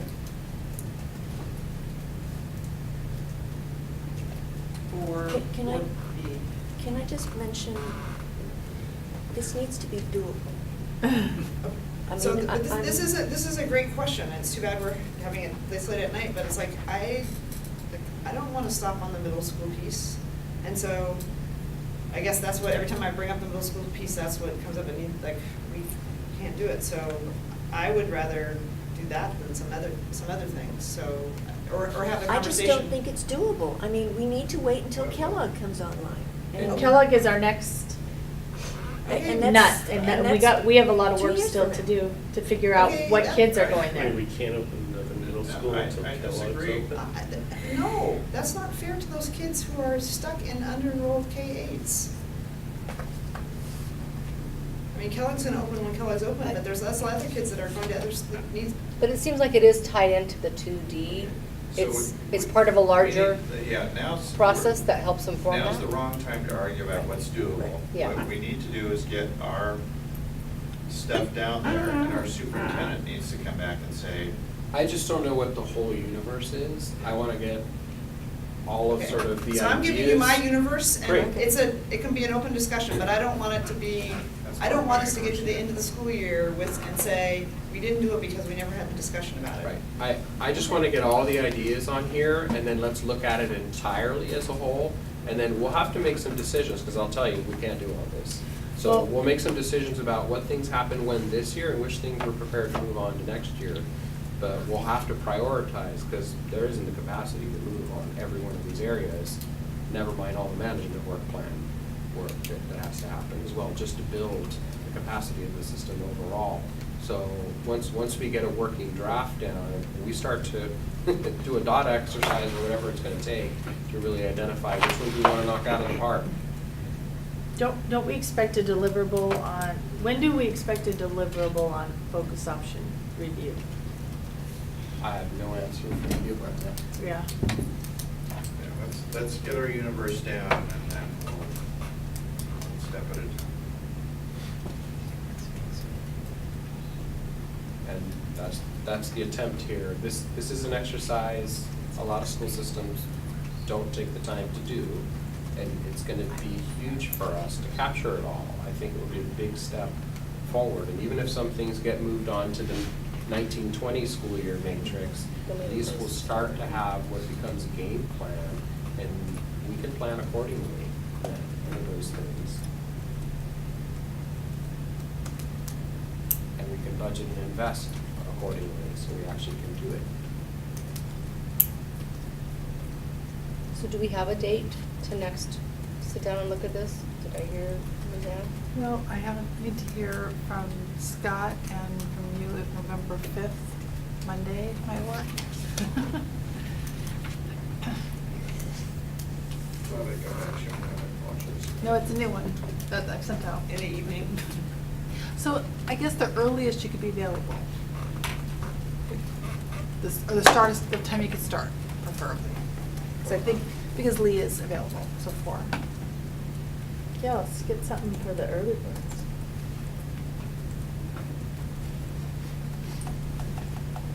Guadalupe says no. I serve at the pleasure.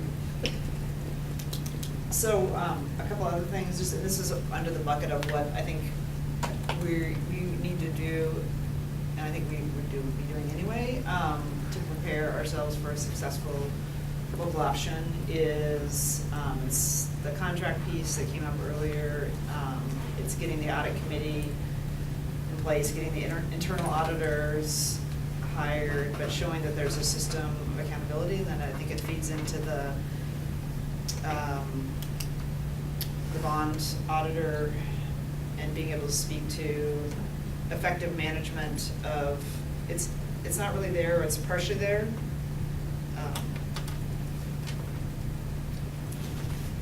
But they're really like financial accountability measures that will be important that we be able to talk about.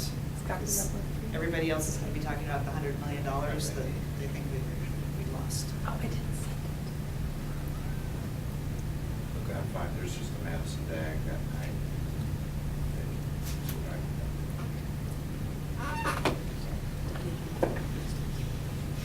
Okay. Other big areas that we need to make sure and input here. Local option? Local option. You mentioned. Your resources. Yeah, we'll fill that in. So for what it's worth, we have parent engagements, family engagement, and student engagement. There's the Focus. district student council and student rep policy. Focus option review. Well, just a general, we need a general, what are our policy rewriting priorities for the year? We need to now have a plan for what our priorities are for this year. Unless Liz thinks we can do them all. Liz does not. Just checking. But we are setting up a framework to set that work plan. Policy and Governance Committee has it on the agenda for next Tuesday.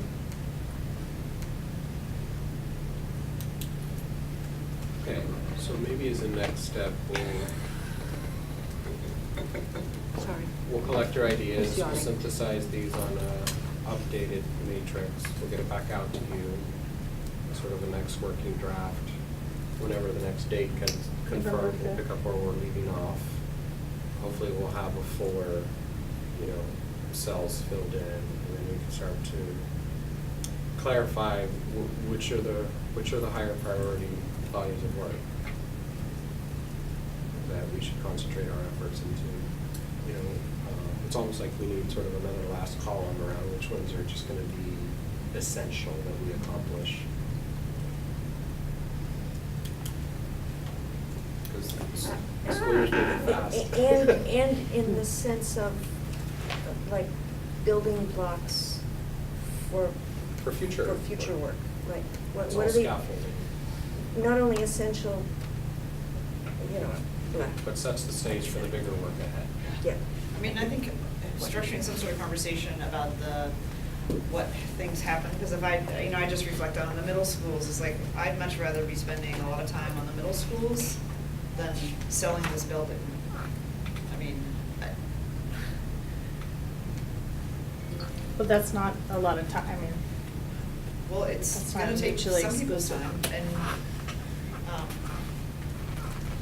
Well, maybe so, we but look I at think we this should. and decide that. I think we should have a I conversation think we about should. things like that, because if we're gonna take things off, I'd much rather it be an intentional, we take things off, than it just, we wore everybody out and we couldn't do everything. So is it your intention to kind of take all this stuff, work with senior staff, come back and say, here's more or less what we can do?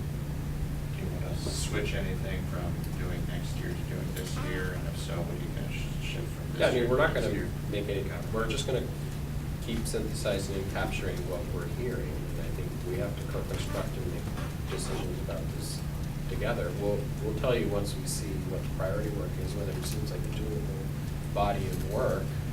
And perhaps if it's spread across departments that would be involved, we can cover more ground. But if all the priorities we pick involve the same team of people, Yeah. it's not going to work.